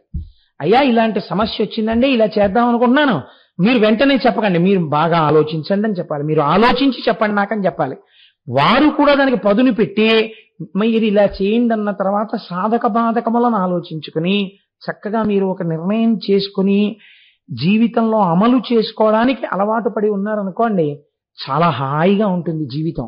అందుకే మీరు చూడండి, బుద్ధితో చేసిన నిర్ణయం ఇంకా అలాగే కీర్తిని తీసుకొచ్చిస్తుంది. మీకు నేను ఒక ఉదాహరణ చూపిస్తాను. గణపతి ఆరాధనము చేత మంచి బుద్ధి వచ్చి సిద్ధిని పొందడమే ఆయనకి సిద్ధి బుద్ధి భార్యలై ఉండడం. ఆ అనుగ్రహం మీ యందు ప్రసరింపబడ్డాం. మీరు చూడండి, ప్రపంచంలో శామరీ మృగానికి అన్నిటికన్నా ఇష్టం ఏమిటంటే దాని తోక. దాని తోక అంటే దానికి ఎంత ఇష్టం. అలాగే నెమలికి అన్నిటికన్నా ఇష్టం దాని పింఛం. అన్నిటికన్నా ఏనుగుకి ఇష్టమైంది తన యొక్క దంతం. ఎంతో తెల్లగా ఉంచుకుంటుంది దంతం. మీరు ఆలోచించండి, ఏనుగు దంతం దేనికి పనికొస్తుంది? వీరప్పని చంపడానికి పనికొస్తుందేమో, నవలడానికి పనికొస్తుందా? ఏమీ పనికిరాదు. ఇలా బయటికి వచ్చి ఉంటుంది తొండం పక్క నుంచి. ఆ దంతాన్ని మీకు చిత్రం ఏమిటంటే స్నానం చేసి వచ్చి ఒంటి మీద దుమ్ము పోసుకుంటుంది. దంతాలు మాత్రం మిరిసిపోతుంటాయి ఏనుగువి. అలా బెరడుకి రుద్దుకుని అంత మిల్ల మిల్ల మిల్ల మిల్ల మెరిసిపోయేటట్టు ఉంచుకుంటుంది. దానికి ఆ దంతం అంటే ఎంతో ఇష్టం ఏనుగుకి. అటువంటి ఏనుగు ముఖం ఉన్న గణపతి వ్యాసుడు భారతం చెప్తుంటే దేంతో రచన చేశాడండి? ఆయన అడిగితే ఒక గంట ఉండదా? తన దంతాన్ని విరిచేసి దాంతో రచన చేశాడు. ఎందుకని? బుద్ధి తొందరగా దేనికి ఉపయోగించాలి? నీకున్నవి లోకోపకారమునకో నువ్వు ఉపయోగించాలి. ఈ భారతాన్ని రచన చేయడానికి నా దంతం ఉపయోగపడితే కొన్ని యుగాల పాటు పంచమ వేదమైన భారతం చదువుకుని లోకం ఉద్ధరింపబడుతుంది. దంతం విరిచేసి ఏకదంతం శూర్పకర్ణం లంబోదరం అని ఆయన పేరు సంపాదించాడు. ఎంత శాశ్వత యశస్సు పొందాడు. మహాభారతాన్ని రచయించిన వాడు వ్యాసుడైతే ఘంటం పట్టి రాసినటువంటి వాడు మహానుభావుడు వినాయకుడు. కాబట్టి మీకు విశిష్టమైన నాయకుడై ఉంటాడు. మీరు ఎన్ని కోణాల్లో గణపతి తత్వాన్ని ఆలోచించండి, నిప్పు రవ్వలు రేచినట్టు రేగుతాయి అందులోంచి. ఎందుకని కారణం మీరు ఎప్పుడు ఒక్కటే గుర్తుపెట్టుకోవాలి. త్రిశూలమునకు తెగి శివాజ్ఞ చేత వచ్చిన తలకాయ. అందుకే అది చేసే పనులన్నీ లోకమునకు మంగళము చేసేవి, విఘ్నములు తీసి సిద్ధినిచ్చేవి అయ్యుంటాయి. మీరు చూడండి, గణపతి యందు ఒక చిత్రం ఉంటుంది. ఇన్ని మీకు ఇచ్చేవాడి మీద శ్లోకాలు చాలా జటిలంగా, ఉపాసన చాలా జటిలంగా ఉందనుకోండి, మీరు ఏం పొందుతారండి ప్రయోజనం? శివుడెంత సులభుడో వినాయకుడంత సులభుడు. మీరు ఆకులు తెచ్చి పూజ చేస్తే చాలు. అందున గరికె 21 గరికె పత్రి తీసుకొచ్చి ఆయన పాదాల మీద వేస్తే చాలు, అన్నీ ఇచ్చేస్తాడు. సింధూరం ఇలా రాస్తే చాలు, పొంగిపోతాడు ఆయన. ప్రాతస్మరామి గణనాథ మనాథ బంధుం సింధూరపూర పరిశోభిత గండయుగ్మం అని కదా. ఆ సింధూరం గండయుగ్మానికి రాస్తే ఆయన పొంగిపోతాడంతే. మనకున్నటువంటి పెద్ద లోపం ఏమిటంటే, మన వేపు అసలు గణపతికి సింధూరమే రాయరు. అయ్యప్ప స్వామి గుళ్ళో పైన ఉన్న గణపతికి చూడండి, ఒళ్ళంతా సింధూరమే. తమిళనాట మీరు వెళ్ళండి, ఎంతంత పెద్ద గణపతులకు సింధూరం రాసుంటారు. అందుకే ఆ రాజ్యం అంతా పైకొస్తోంది. కనుక ఈయనకున్న గొప్పతనమేమి, మీరు చూసిన కొద్దీ మనస్సు ఉప్పొంగిపోయేటట్టుగా చేయగలిగినటువంటి వాళ్ళు ఎవరో తెలుసా అండి? లోకంలో 3 ఉన్నారు. ఈ 3 4వ వస్తువు లేదు. ఈ 3 మిమ్మల్ని ఉత్తేజం పొందేటట్టు, పరమ ఆనందం పొందేటట్టు చేస్తాయి. ఇవి సంటి పిల్లలైనా సరే మీరు తీసుకెళ్ళండి, చూపించండి, వాళ్ళు తెలియకుండానే ఏడు పాపేసి వాటిని చూసి అబ్బా అంటారు. మొట్టమొదటిది చంద్రుడు. అందుకే అందరికీ మేనమామి. మీరు చూడండి, వృద్ధులు, స్త్రీలు, పిల్లలు, జంతువులు అన్ని రాత్రి అయ్యేటప్పటికి ఆ చంద్రుడి యొక్క కాంతిలో కాసేపు కూర్చోవాలంటే ఎంత హాయిగా ఉందోనే ఈ పున్నమి చంద్రుడి కింద కూర్చుంటే అంటాడు. ఇంకా కొంచెం భార్యను సంతోష పెట్టాలంటే నీ ముఖమే ఆకాశంలో ఉందనుకున్నానే అంటాడు. మా ప్రాణమూర్తి గారు లాంటి వాళ్ళు అయితే ఆశువుగా కవిత్వం చెప్పేస్తారు.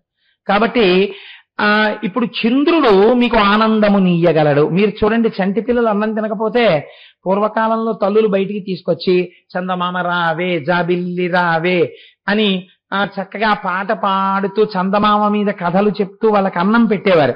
ఇప్పుడు చందమామ కనపడ్డు, అన్ని అపార్ట్మెంట్లు ఫ్లాట్లే కదా. వాళ్ళు చందమామ కనపడ్డు, చందమామ రావే జాబిల్లి రావే పాట వచ్చిన తల్లి లేదు, గొడవే లేదు. అందుకని వాడికి ఆనందము లేదు, ఈవిడికి ఈ ఆనందం లేదు.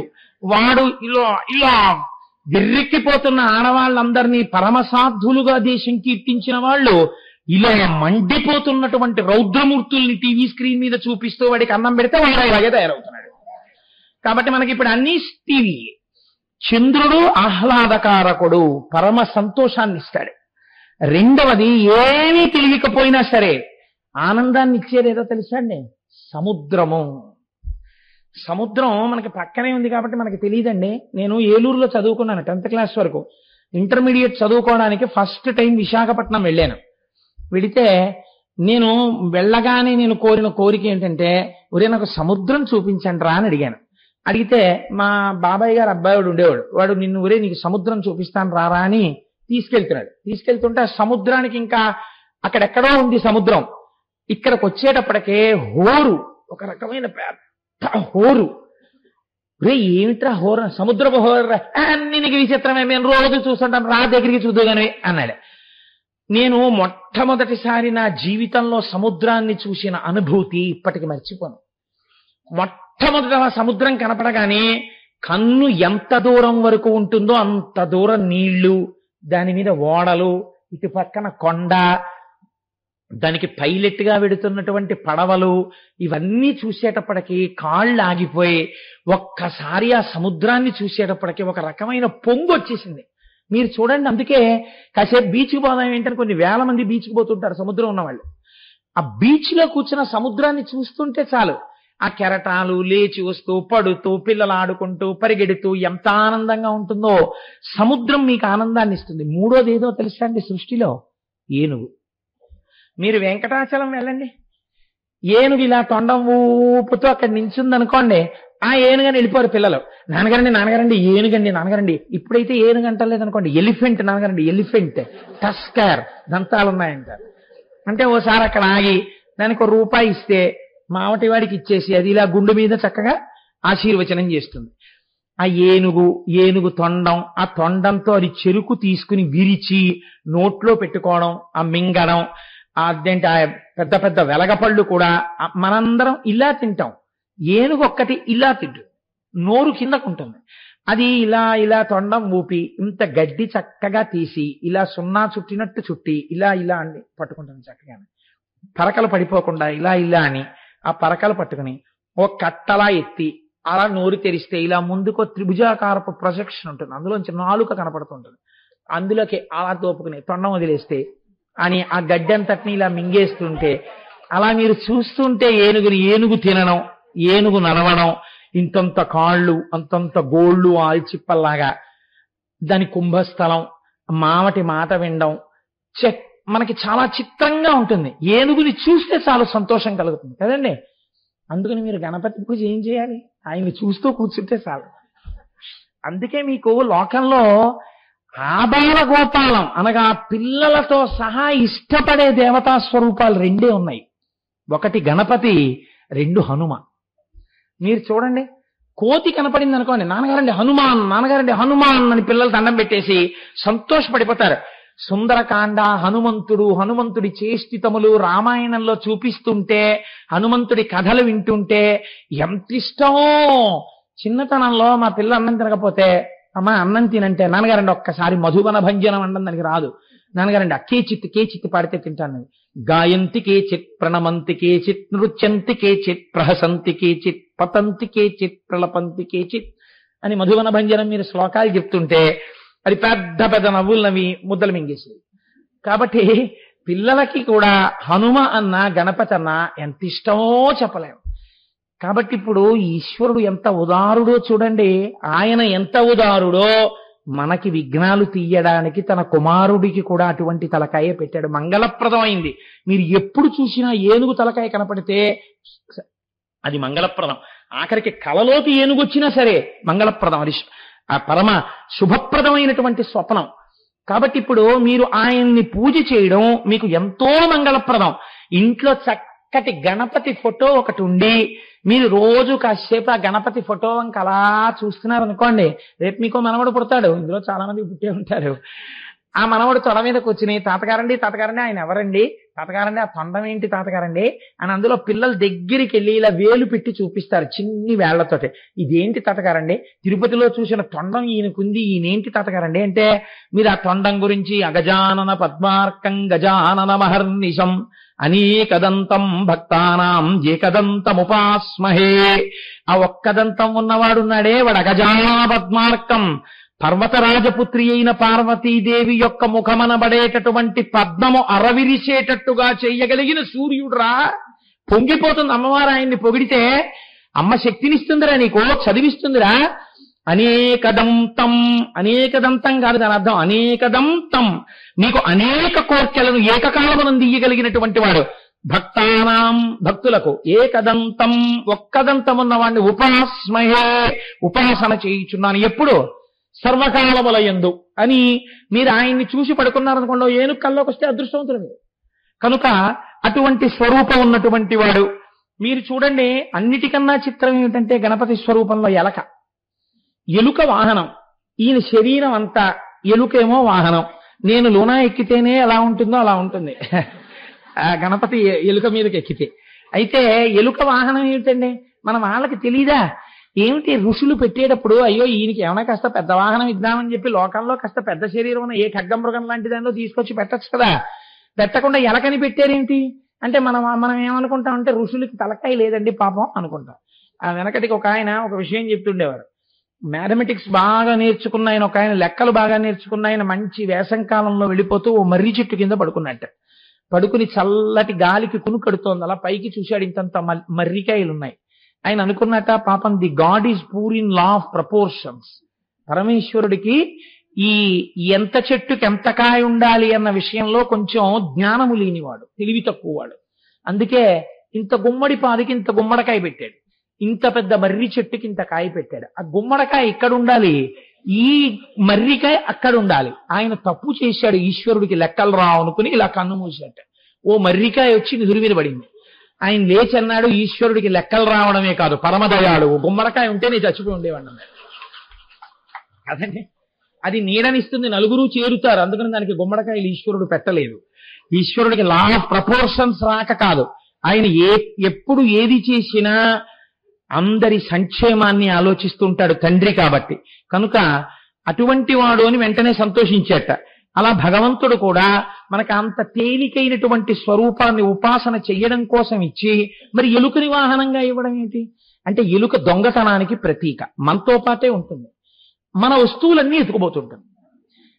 ఎత్తుకుపోతే గొడవ వదిలిపోతుందండి అక్కడతో. దానికి ఉన్న చాలా సంతోషకరమైన అలవాటు ఏమిటో తెలుసా అండి?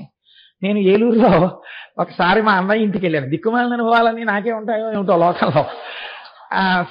నేను మొట్టమొదటిసారి విమానం ఎక్కాను. ఒకసారి నాతో చాలా మాటలు విమానం ఎక్కడం అలవాటు అయినటువంటి మోహన్ గారు ఎక్కారు. ఎక్కితే మేమిద్దరం కలిసి హైదరాబాద్ నుంచి విశాఖపట్నంలో విమానం దిగిపోదామని బొంబాయి నుంచి వస్తూ హైదరాబాద్ లో విమానం ఎక్కి విశాఖపట్నం వెళ్ళాం. ఆ విమానం విశాఖపట్నం మీద చక్కర్లు కొట్టి వెనక్కి తిరిగిపోయి అనౌన్స్మెంట్ వచ్చింది, విశాఖపట్నంలో ఎయిర్పోర్ట్ కనపట్టలేదు, అందుకని విమానం మళ్ళీ హైదరాబాద్ వెళ్ళిపోతుందని చెప్పింది. ఆయన అన్నారు, నేను ఇన్ని 100 మార్లు ఎక్కారు కానీ నాకు ఇలాంటి అనుభవం లేదు, కోటేసారి మొదటిసారి నీకు ఇన్ని అనుభవాలు ఏమిటన్నారు. అలా ఇలాంటివన్నీ నాకే చెప్తుంటాడో ఈశ్వరుడు. నేను ఒకసారి ఏలూరులో మా అన్నయ్య ఇంటికి వెళ్ళి వాడి ఇంట్లో అన్నం తింటే ఎక్కడ చూసినా ఇల్లు తొంగి చూస్తే ఎలకలే, దిక్కుమాలని ఎలకల. నేను పోండే మన ఏం చేస్తాయిలే అని శుభ్రంగా ఏదో నేను తినేసి మీకు అమరిస్తాను ఏమిటని నా భోజనం నేను చేసి పడుకున్నాను. పడుకున్నప్పుడు వాడు చెప్పకపోయినా గొడవ వదిలిపోయేది. వాడు అన్నాడు, ఉరా జాగ్రత్త అని రాత్రి పడుకున్నప్పుడు అన్నాడు. ఏ అన్నాను అంటే, ఎలకలు రాత్రుళ్ళు వేళ్లు కొరికేస్తాయి రోయ్ అన్నాడు. అంటే ఇంకా చాలు, ఆ ఒక్క మాట చాలు, ఇంకేం నిద్రపడుతుంది. వెనకటికో గురువు గారు ఒకడు శిష్యుడు తినేస్తున్నట్ట, నాకు ఎల్లైనా సరే లబ్ధి చేకూరేటట్టుగా ఓ మంత్రం ఇవ్వండి అని. ఇంకా విసిగిపోయి, నీకో మంత్రం ఇస్తున్నాను, రోజు 108 మాటలు జపించు. 108 మాటలు జపించినప్పుడు కోతి ఒక్కసారి గుర్తొచ్చినా మంత్రం ఫలించదు. వాడికి 108 చేద్దామని కూర్చోగానే ముందు కోతే గుర్తొచ్చేది, గుర్తు రాకూడదు. కాబట్టి ఎప్పుడు ఏ గురువు గారి దగ్గరికి వెళ్ళడం, నాకు ఈ కోరిక తీరలేదని, కోతి గుర్తు రాకుండా మంత్రం చేస్తే కదా అలా. కాబట్టి ఇప్పుడు ఈ ఎలుక దొంగతనానికి ప్రసిద్ధి. దిక్కుమాలినలకు అన్ని ఎత్తుకుపోతూ ఉంటుంది ఆ ఇంట్లోంచి. దానికి అవసరము లేదు, అనవసరము లేదు. చిన్నప్పుడు మా అమ్మ నాగుల చవితి చేసి ఇంట్లో నాగేంద్రుడిని పెట్టి పూజ చేస్తే నాగేంద్రుడు ఎత్తుకుపోయేది. నాగేంద్రుడు ఎలకని ఎత్తుకుపోవాలి, ఎలక నాగేంద్రుడిని ఎత్తుకుపోయేది. ఆ తర్వాత ఏదో అది దయ అయిపోయిన తర్వాత శుభ్రంగా పాలు గీలు నాకేసి వదిలిపెట్టేస్తుండేది అనుకోండి. కాబట్టి ఎలుక దొంగతనమునకు ప్రసిద్ధి ప్రధానంగా. మన బతుకు అంతే కదండి, ఈశ్వరుడు అన్నీ ఇస్తే వాడివి కాదు ఇవన్నీ నావే అంటుండడం. కాబట్టి దొంగ బతుకు మంది. ఈ దొంగ బతుకు వేరొక దొంగ బతుకుగా మారుస్తాట ఆయన కింద చేరితే, అంటే ఆయన్ని వహించడం మొదలు పెడితే. ఏ దొంగతనం ఇస్తాట? 10 మంది హృదయాల్ని కొల్లగొట్టగలిగిన దొంగతనం పొందుతాట. అంటే ఈశ్వరాభిముఖుడై భగవద్భక్తి చేత తాను మాట్లాడిన మాటలకు పరవశులై ఇంతమంది హృదయాల్ని తాను కొల్లగొట్టే దొంగ అవుతాట. ఎందుకని? భగవంతుణ్ణి భరించాడు. ఇప్పుడు ఈ దొంగ ఇలాంటి దొంగగా మారుతాట. ఇలా మారడానికి ఎలక విఘ్నేశ్వరుణ్ణి వహించింది. ఎలక కాదు, నువ్వు కూడా అలా వహించడం నేర్చుకో, నువ్వు కూడా 10 మంది ప్రేమని సంపాదించడం నేర్చుకో అని చెప్పడానికి. అందుకే దానికి పెద్ద పెద్ద చెవులు ఉంటాయి. చెవుల్ని చూడండి, ఏనుగు చెవుల్ని దేంతో పోలుస్తారు? విషిని కర్రలు అంటారు. లేకపోతే చాటల్లాంటి చెవులండి అంటారు. చాట ఏం చేస్తుందండి? చాట ఒక్కటే పని, దాంట్లో రాళ్లు కలిసిపోయినటువంటి బియ్యం కానీ లేకపోతే పప్పు కానీ పోసేసి ఇలా ఇలా ఇలా ఇలా చెరిగితే వీటన్నింటినీ వదిలేసి అసలు ఏది ఉంటుందో ఆ పదార్థాన్ని వెనక్కి తీసుకుంటుంది, పొల్లు ముందుకు తోసేస్తుంది. గణపతిని నమ్మి ఆవాహన చేసి జాగ్రత్తగా ఉపాసన చేస్తే లోకంలో పొల్లు తీసేసి సారం వేపుకు మిమ్మల్ని నడిపించేస్తాడు. కాబట్టి ఆయన ఆయుధాల గురించి చెప్తే 3 రోజులు నేను దాని గురించే చెప్పవలసి ఉంటుంది. మీరు పూర్వం విన్నారు. పరమభక్తిని ఇయ్యగలిగినటువంటి వాడు గండ్రగ గొడ్డలితో ఆ కర్మపాశములను తెంచి భక్తి పాశములను వేసి తన వైపుకు లాక్కోగలిగినటువంటి వాడు. గణపతి గురించి పిల్లల మనస్సు కూడా రంజిల్లిపోయేటట్టుగా ఒక ఆఖ్యానాన్ని చెప్తుంటారు పెద్దలు.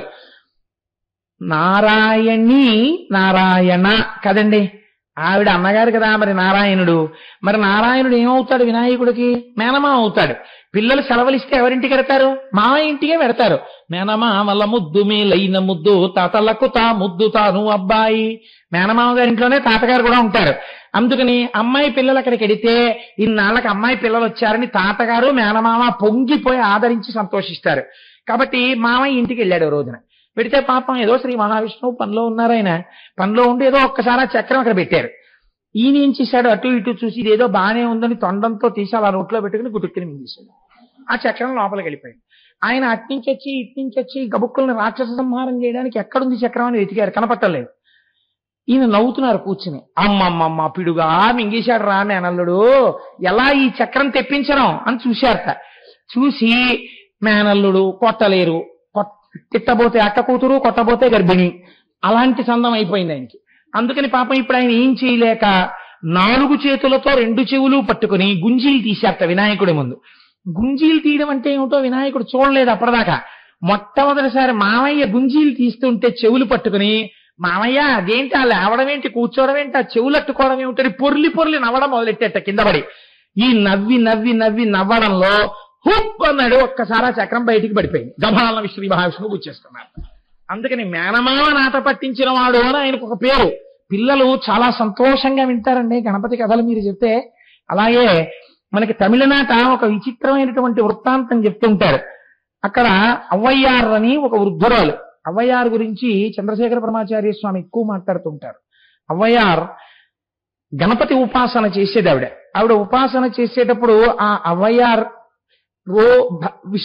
వినాయకుడిని పూజ చేస్తోంది. ఈలోగా రాజుగారు, చేరరాజుగారు అనబడేటటువంటి ఆయన, సుందరమూర్తి అనబడేటటువంటి ఒక నాయనారు వచ్చి, మేం కైలాసం వెళ్ళిపోతున్నాం గుర్రాల మీద, నువ్వు వస్తావా అలా తీసుకుపోతామన్నారు. ఆవిడంది, నేను రాను, నేను వినాయకుడు పూజ చేసుకుంటున్నాను, నా కైలాసం కన్నా వినాయకుడి పూజ ఎక్కువ, మీరు వెళ్ళిపోండి అండి. వాళ్ళు వెళ్ళిపోయారు. ఇప్పుడు పూజ అయిపోయింది. ఆ తర్వాత పాపం ఇవిడ కాళ్ళు చాపుకుని అవ్వ కదా అనుకుంది, అయ్యో వాళ్ళు కైలాసం తీసుకెళ్తానంటే వెళ్లకుండా మానేశాను, ఈ పాటికి చక్క కైలాసంలో ఉందని శంకరుడి కొలువులో ఇక్కడ ఉండిపోయాను అనుకుంది. ఉపాసన చేసిన గణపతి ఉన్నారు కదా, ఆయన గభాలన వచ్చి ఓ భీంకారం చేసి తొండంతో ఆవిడ్ని చుట్టి పట్టుకుని ఇక్కడి నుంచి తొండం ఎత్తి అక్కడ కైలాసంలో కూర్చోబెట్టారు. ఇక్కడి నుంచి ఇంకా చేరరాజు గారును ఆ తర్వాత ఆ సుందరమూర్తి ఇంకా కైలాసం చేరలేదు, అవ్వ అక్కడికి చేరిపోయింది. పాప ఆవిడకి మోకాళ్ళ నొప్పులు. ఆవిడ నేను రోజు పూజ చేసే శంకరుడే కదా, కొత్తతనం ఏముందని ఆయన వైపు కాళ్ళు దాపు కూర్చుంది. పార్వతీదేవికి కొంచెం బాధేసింది. ఏమిటి బొత్తిగా ఆయన లోక పూజితుడు మా ఆయన ఇలా కాళ్ళు దాపు కూర్చుంది ఏమిటి అవ్వ అని చెప్పి చిలికెత్తిని పిలిచి చెవిలో చెప్పింది. అలా పెట్టకూడదు, కాళ్ళు కాస్త కాళ్ళు పక్కకి పెట్టుకోమని చెప్పాను అని. చక్కగా ఈవిడ హాయిగా కాళ్ళు చాపుకుని, ఎంత గొప్ప ఆఫీసర్ అయితే మాత్రం మా అమ్మకి మనవడే కదండి అని, ఆ ఏమిటి శంకర విశేషాలు అని ఏదో మాట్లాడుతుంది ఆవిడ. శంకరుడు అలాగే మాట్లాడుతున్నాడు. ఈ చెలికెత్త వెళ్ళి చెవులో చెప్పింది, అమ్మ కాళ్ళు కొంచెం అటు పక్కకి పెట్టుకోండి. ఏ అంది ఆవిడ. అంటే ఎదురుగుండా స్వామి ఉన్నారు కదమ్మా, అలా పెడితే బాగుండదు. ఓహో, అయితే శంకరుడు లేని వైపుకి నువ్వే పెట్టు నా కాళ్ళు అది. ఓన్లే ముసలావిడ ఎందుకు వచ్చిందని చెప్పి ఆవిడే కాళ్ళు అట్టుకుని అటు తెప్పింది. ఈ కాళ్ళు ఇటు తిరుగుతుంటే శివుడు తిరిగిపోయాడు. ఈవిడ పెట్టి పాపం చెలికెత్తి ఇటు వచ్చింది, శివుడు అటున్నాడు. ఇదేంటి అటున్నాడని చెప్పి మళ్ళీ కాళ్ళు తిప్పింది, మళ్ళీ శివుడు అటు వెళ్ళిపోయాడు. కాసేపు ఆగి శివుడు అన్నాడు, ఏమిటి ఎంతసేపు తిప్పేస్తావు నన్ను ఇలాగన్నాడు. అంతటా శివుడున్నాడని అవ్వయ్యారు నమ్మింది. అందుకే శివుడు లేని దిక్కు కాళ్ళు ఎక్కడ పెట్టడం, ఆ భక్తి కలిగాక పెట్టాలి. అంతేగాని అవ్వయ్యారు చేసింది మేము చేస్తాం చేయకూడదు. కాబట్టి అటువంటి తల్లి అవ్వయ్యారు. కాబట్టి మనకి తమిళ దేశమునందు ఇటువంటి స్థితిని పొందినటువంటి వాడు అని గణపతి గురించి అనేక విషయాలు చెప్తూ పెద్దలు పరమాచార్య స్వామి వారు చెప్పినటువంటి ఒక మాట నాకు జ్ఞాపకానికి వస్తోంది. ఆయన అంటారు, పశ్యేయమే కస్య కవేహి కృతించేత్ సారస్వతం కౌశమమైమిరిక్తం అంత ప్రవిశ్యాయమవీక్షితశ్చేత్ కోణే ప్రవిష్టా కవికోటిరేష. ఒక ఆయన సమస్త వాంగ్మయాన్ని చదివేశాట, కావ్యాలన్నీ చదివేశాడు, పురాణాలన్నీ చదివేశాడు, అన్నీ చదివేశాడు. చదివేశాక ఆయనకు విచిత్రమైన ఆలోచన వచ్చింది. అరే నేను ఇవన్నీ చదివేశాను తీసుకొచ్చి, పాపం సరస్వతీదేవి యొక్క కోశాగారం ఖాళీ అయిపోయి ఉంటుంది. మరి నేను అన్ని పట్టుకొచ్చి చదివేశాను కదా, ఇప్పుడు సరస్వతీదేవి దగ్గర ఏం లేవు కావ్యాలని అనుకుని తన ఉపాసనా బలంతో ఒక్కసారి అమ్మవారికి క్షమార్పణ చెప్దామని అమ్మవారి కోశాగారంలోకి వెళ్ళి తొంగి చూసేట. తను ఎన్ని చదివాడో దానికి 1,000,000 రెట్ల కావ్యాలు పురాణాలు ఇంకా ఆవిడ కోశాగారంలో అలా పడే ఉన్నాయి. నువ్వెన్ని చదివితే పూర్తయిపోయినట్టు? చదివితే పూర్తయిపోవు కదా. అమ్మవారి యొక్క కోశము ఎప్పుడూ నిండే ఉంటుంది. అలా మీరు వినాయకుడి గురించి ఎంత చెప్పినా ఇంకా మిగిలిపోతూనే ఉంటుంది. ఎందుచేత ఆయన యొక్క గొప్పతనం అటువంటిది. ఆయన సాక్షాత్తు పరబ్రహ్మము, ఏదైనా ఇయ్యగలడు. విచిత్రం ఏమిటంటే సవితి తిథి ఆయనకి చాలా ఇష్టమైనటువంటి తిథి. ఇవాళ మనం ఇప్పుడు చెప్పుకున్న తిథి ఏమిటి? సవితి తిథి. సవితి తిథి నాడు శివపురాణాంతర్గతంగా మనం వినాయకోత్పత్తిని గురించి ఇవాళ మాట్లాడుకున్నాం. ఇది కూడా ఈశ్వర సంకల్పమే. అలా సవితి నాడు ఎవరైనా వినాయకుడి గురించి ప్రత్యేకం వింటే విద్యార్థియగు వాడు విద్యను చెందు, ద్రవ్యార్థియౌ నతడు ద్రవ్యంబు చెందు, కన్యార్థియగు వాడు కన్యను పెండ్లాడు, పుత్రార్థియగు వాడు పుత్రులగును, భోగార్థియగు వాడు భోగములం చెందు, మోక్షార్థియగు వాడు ముక్తి నుండు, రాజ్యార్థియగు వాడు రాజ్యమార్జించు, యశోర్థియౌ నాతడు యశముబడయు, రుగ్నుడై కుందునట్టి వాడారోగ్యమందు, రుణభరాక్రాంతుడొందును రుణ విముక్తి, గొప్ప ఇక్కట్టులందు గగ్గోలు పడెడువాడు నిర్వృత్తి చెందును వాస్తవంబు. ఎవరు వినాయకుని యొక్క వృత్తాంతాన్ని చవితినాడు చేతులొగ్గి నమస్కరించి వినాయకోత్పత్తి గురించి వింటున్నారో, పరమ భక్తితో ఆ స్వామికి ఒక్కసారి నమస్కారం చేస్తున్నారో, ఇవాళ అనుకోకుండా శివపురాణాంతర్గతంగా చవితి తిథి నాడు మీరు వినాయకోత్పత్తి గురించి విన్నారు కనుక నేను మీ సౌకర్యం కోసం ఇవాళ ఒక్క 10 నిమిషాల ముందే నా ఉపన్యాసాన్ని పూర్తి చేస్తాను. మీ అందరూ ఇవాళ ఒక్కసారి పైన సింధూరార్చన చేయబడిన ప్రతిష్ఠ చేయబడిన గణపతి ఉన్నారు. మీకు సర్వ అభ్యున్నతులు కలగాలని నేను మనసారా భగవంతుణ్ణి ప్రార్థిస్తాను. చక్కగా మీరందరూ ఇవాళ ఒక్కసారి గణపతి దర్శనం చేసుకుని గృహోన్ముఖులు కండి. మీ అందరి సౌకర్యం నిమిత్తం నేను జ్ఞాపకం పెట్టుకుని ఒక 1/2 గంట ముందే నా ఉపన్యాసాన్ని పూర్తి చేస్తాను. లేకపోతే అర్థం లేదు. ఒక మంచి విషయాన్ని విని దర్శనాన్ని వదులుకోకూడదు కదా. కాబట్టి దర్శనం చేసుకుని వెళ్ళండి. కాబట్టి ఎవరెవరు ఏది కోరుకుంటున్నాడో, విద్యార్థికి విద్య వస్తుంది, ద్రవ్యార్థికి ద్రవ్యం వస్తుంది, కన్యార్థికి కన్య దొరుకుతుంది, పుత్రార్థికి పుత్రుడు పుడతాడు, భోగార్థి అయిన వాడికి భోగాలు కలుగుతాయి, మోక్షార్థికి మోక్షం దొరుకుతుంది, రాజ్యార్థికి రాజ్యం దొరుకుతుంది, కీర్తి కావాలన్న వాడికి కీర్తి వస్తుంది, ఆరోగ్యము కుదుట పడక చాలా ఇబ్బందులు పడుతున్న వాళ్ళకి ఆరోగ్యము కలుగుతుంది, రుణభారంతో ఉన్న వాడికి రుణం తొలుగుతుంది, ఇక్కట్టులలో ఉన్న వాడికి ఇక్కట్టులు తొలగిపోతాయి. గణపతి యొక్క దర్శనము చేత, గణపతి యొక్క అనుగ్రహము చేత, గణపతి యొక్క కథని వినడం చేత సమస్తము సమకూరుతాయని పెద్దలు మనకి ఫలశ్రుతిని వివరణ చేసి ఉన్నారు. కాబట్టి అంత గొప్ప స్వరూపము ఆ గజానన స్వరూపము. కాబట్టి ఇవాళ మనం శివ కుటుంబంలో ఒక ప్రధానమైనటువంటి మూర్తిని గురించి ప్రస్తావన చేసుకునే అదృష్టాన్ని పరమేశ్వరుడు మనకిచ్చాడు. మీరు చూడండి, చాలా ప్రధానమైనటువంటి మూర్తులలో ఈశ్వరావతారముల యందు కాలభైరవ అవతారం ఒకటి. చాలా గొప్ప అవతారం ఇది. మీరు అందుకే కాశీ వెళ్ళడం ఎంత గొప్పదో, కాశీ వెళ్ళి వచ్చిన వాళ్ళు కాలభైరవ పూజ అని తప్పకుండా చేస్తారు. మా ఇంట్లో కాశీ సంతర్పణ చేస్తున్నామండి, మీ అందరూ రండి అని పిలిచి చిట్ట చివర ఏం చేస్తారంటే ఒక గారెల మాల గుచ్చి ఆ గారెల మాల తీసుకెళ్లి ఒక భైరవుడి మెళ్ళో, అంటే ఒక కుక్క మెళ్ళో వేస్తారు. వేసి కుక్కని పూజిస్తారు ఆ రోజున. కాబట్టి ఈ కాలభైరవ స్వరూపం అన్నదేది, ఎందుకు వచ్చింది, ఏ పరిస్థితులలో వచ్చింది, ఎటువంటి స్థితిలో వచ్చింది, దాని గురించి వింటే ఎంత అభ్యున్నతి కలుగుతుంది, ఎంత గొప్పతనం కలుగుతుంది, మీరు ఒక్కసారి అవధరిద్దురు గాని. 4 ముఖాలు 4 వైపులకి పైన ఒక ముఖం. శంకరుడికి ఇప్పుడు సజ్జోజాత అఘోర తత్పురుష వామదేవ ఈశానములను 5 ముఖాలు ఎలా ఉంటాయో అటువంటి 5 ముఖాలతో ఉండేవాడు ఆయన. ఈ 5 ముఖాలతో ఋషుల వంక చూస్తూ అన్నాడు, నేనసుడీ జగంబులకు నిక్కపు కర్తను ఈశ్వరుండను, నేను సమస్త శక్తులకు నిర్మి ప్రవర్తకుడన్, నివర్తనం వేనయనర్తు పుట్టుటయు నీగుటయన్నది నేనిరుంగా, ఎందేన అనశ్వరంబైన ఈశ్వరతత్వము నిద్దమానసుల్. అదేమిటయా, బ్రహ్మం ఎవరని అడుగుతారేంటి? నేనే బ్రహ్మము. దీన్ని మీరు లోపలికి తీసుకెళ్లి ఆలోచించాలి. మనం ఏమంటాం, మా అబ్బాయేనండి, ఏది మీ అబ్బాయికి చర్మము కాని, రక్తము కాని, మాంసము కాని, కొవ్వు కాని, అస్థి కాని, శుక్ల కాని, మేధ కాని నువ్వు తయారు చేసింది ఉందా అందులో? ఈశ్వరుడు నిర్మించాడు. అది ఈశ్వరానుగ్రహం నీకో కొడుకు, ఈశ్వరానుగ్రహం నీకో కూతురు. ఇది నా ఇల్లు అంటాడు. అందులో ఉన్నటువంటిది ఏది నీది? నీరు నీదా? సిమెంటు నీదా? అందులో ఉన్నటువంటి అంటుకోగలిగినటువంటి శక్తి నీదా? ఒక ఇనుము సిమెంటుతో కలిసి ఒక స్లాబ్ అయ్యే శక్తి నీదా? ఏది నీది? ఈశ్వరుడు ఇచ్చాడు. మరి నా డబ్బండి, నీ డబ్బు సంపాదించడానికి నీకు శక్తిని ఎవడిచ్చాడు? ఈశ్వరుడు ఇచ్చాడు. నువ్వు ఉన్నావు భవతి మంగళం, నువ్వు గృహప్రవేశం చేయడానికి ఎవరిచ్చారు? వాడు నీలో ఉండబట్టి నువ్వు శివమై ఉన్నావు. నీదేమిటి? అన్ని నాది నాది అంటావే, అన్ని నేను సృష్టించాను, నేను కొన్నాను, నేను పెట్టానంటావే. ఈ అనే ప్రకృతికి బ్రహ్మ అని పేరు. కాబట్టి ఇప్పుడు దారి తప్పిన బ్రహ్మ ఇది. అన్నీ నే చేస్తున్నానంటోంది. పై బ్రహ్మగారి గురించి అనకండి, లోపల బ్రహ్మగారి గురించి విచారణ చేయండి. మీకోసం వస్తోంది కథ. ఇప్పుడు ఏమైంది? వాళ్ళ ముగ్గురిని పెట్టి మీకు కథ నేర్పుతున్నారు. ఇప్పుడు బ్రహ్మగారు అన్నారు, నేనే ఈ లోకాలన్నింటినీ సృష్టించింది, నేనే నిక్కపు కర్తని, నేనే ఈ సమస్త లోకాలని ప్రవర్తింపచేసిన వాణ్ణి, నేనే వీటిని సంహారం చేసేవాణ్ణి, నేను ఎప్పుడైనా చచ్చిపోయినా నేను ఎప్పుడు బతికే ఉంటాను. కాబట్టి నాకన్నా బ్రహ్మం ఎవరు? నేనే బ్రహ్మం. ఎవరికి వాడు ఏమంటాడు? ఇది నాదండి, అది నాదండి, ఇగో ఇదంతా ఈ సైట్లన్నీ నావండి. ఏమయ్యా ఎప్పుడు నీవుగా ఉండిపోతా? ఎందుకు ఉండిపోవండి? వాడంటే తెలివి తక్కువ చచ్చిపోయాడు కానీ నేను చచ్చిపోతానండి, నేను ఇలాగే ఉంటాను, అవన్నీ నావే అంటాడు.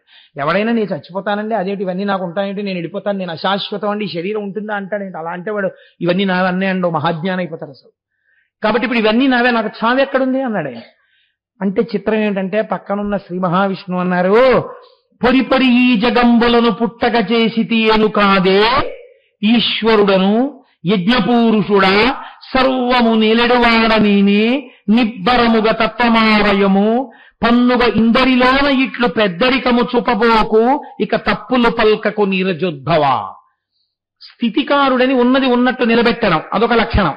ఇప్పుడు ఆయన అన్నారు, అదేమిట్రోయ్ నా అంత వాణ్ణి నేనంటున్నావు, అసలు నువ్వు పుట్టింది నా నాభికమలంలోంచి కదా, నేనంటూ ఉంటే కదా నువ్వంటూ ఓడు పుట్టుకొచ్చావు. కాబట్టి అసలు నీ అస్తిత్వం నా వల్ల ఉంది. 2, యజ్ఞపూరుషుణ్ణి నేను. నువ్వు చెప్పిన 4 ముఖాలతో చెప్పిన వేదంలోంచి యజ్ఞంలో ఎవరిని ఆరాధిస్తారు? నన్ను ఆరాధిస్తారు. కాబట్టి నేను యజ్ఞపురుషుణ్ణి, అన్నీ ఏలేవాణ్ణి నేను. నిబ్బరంగా తత్వం ఆలోచించు. ఇదేమిటి నీ అంతవాణ్ణి నువ్వు అంటున్నావు? నువ్వు కాదు, నేను బ్రహ్మం అన్నారు ఆయన.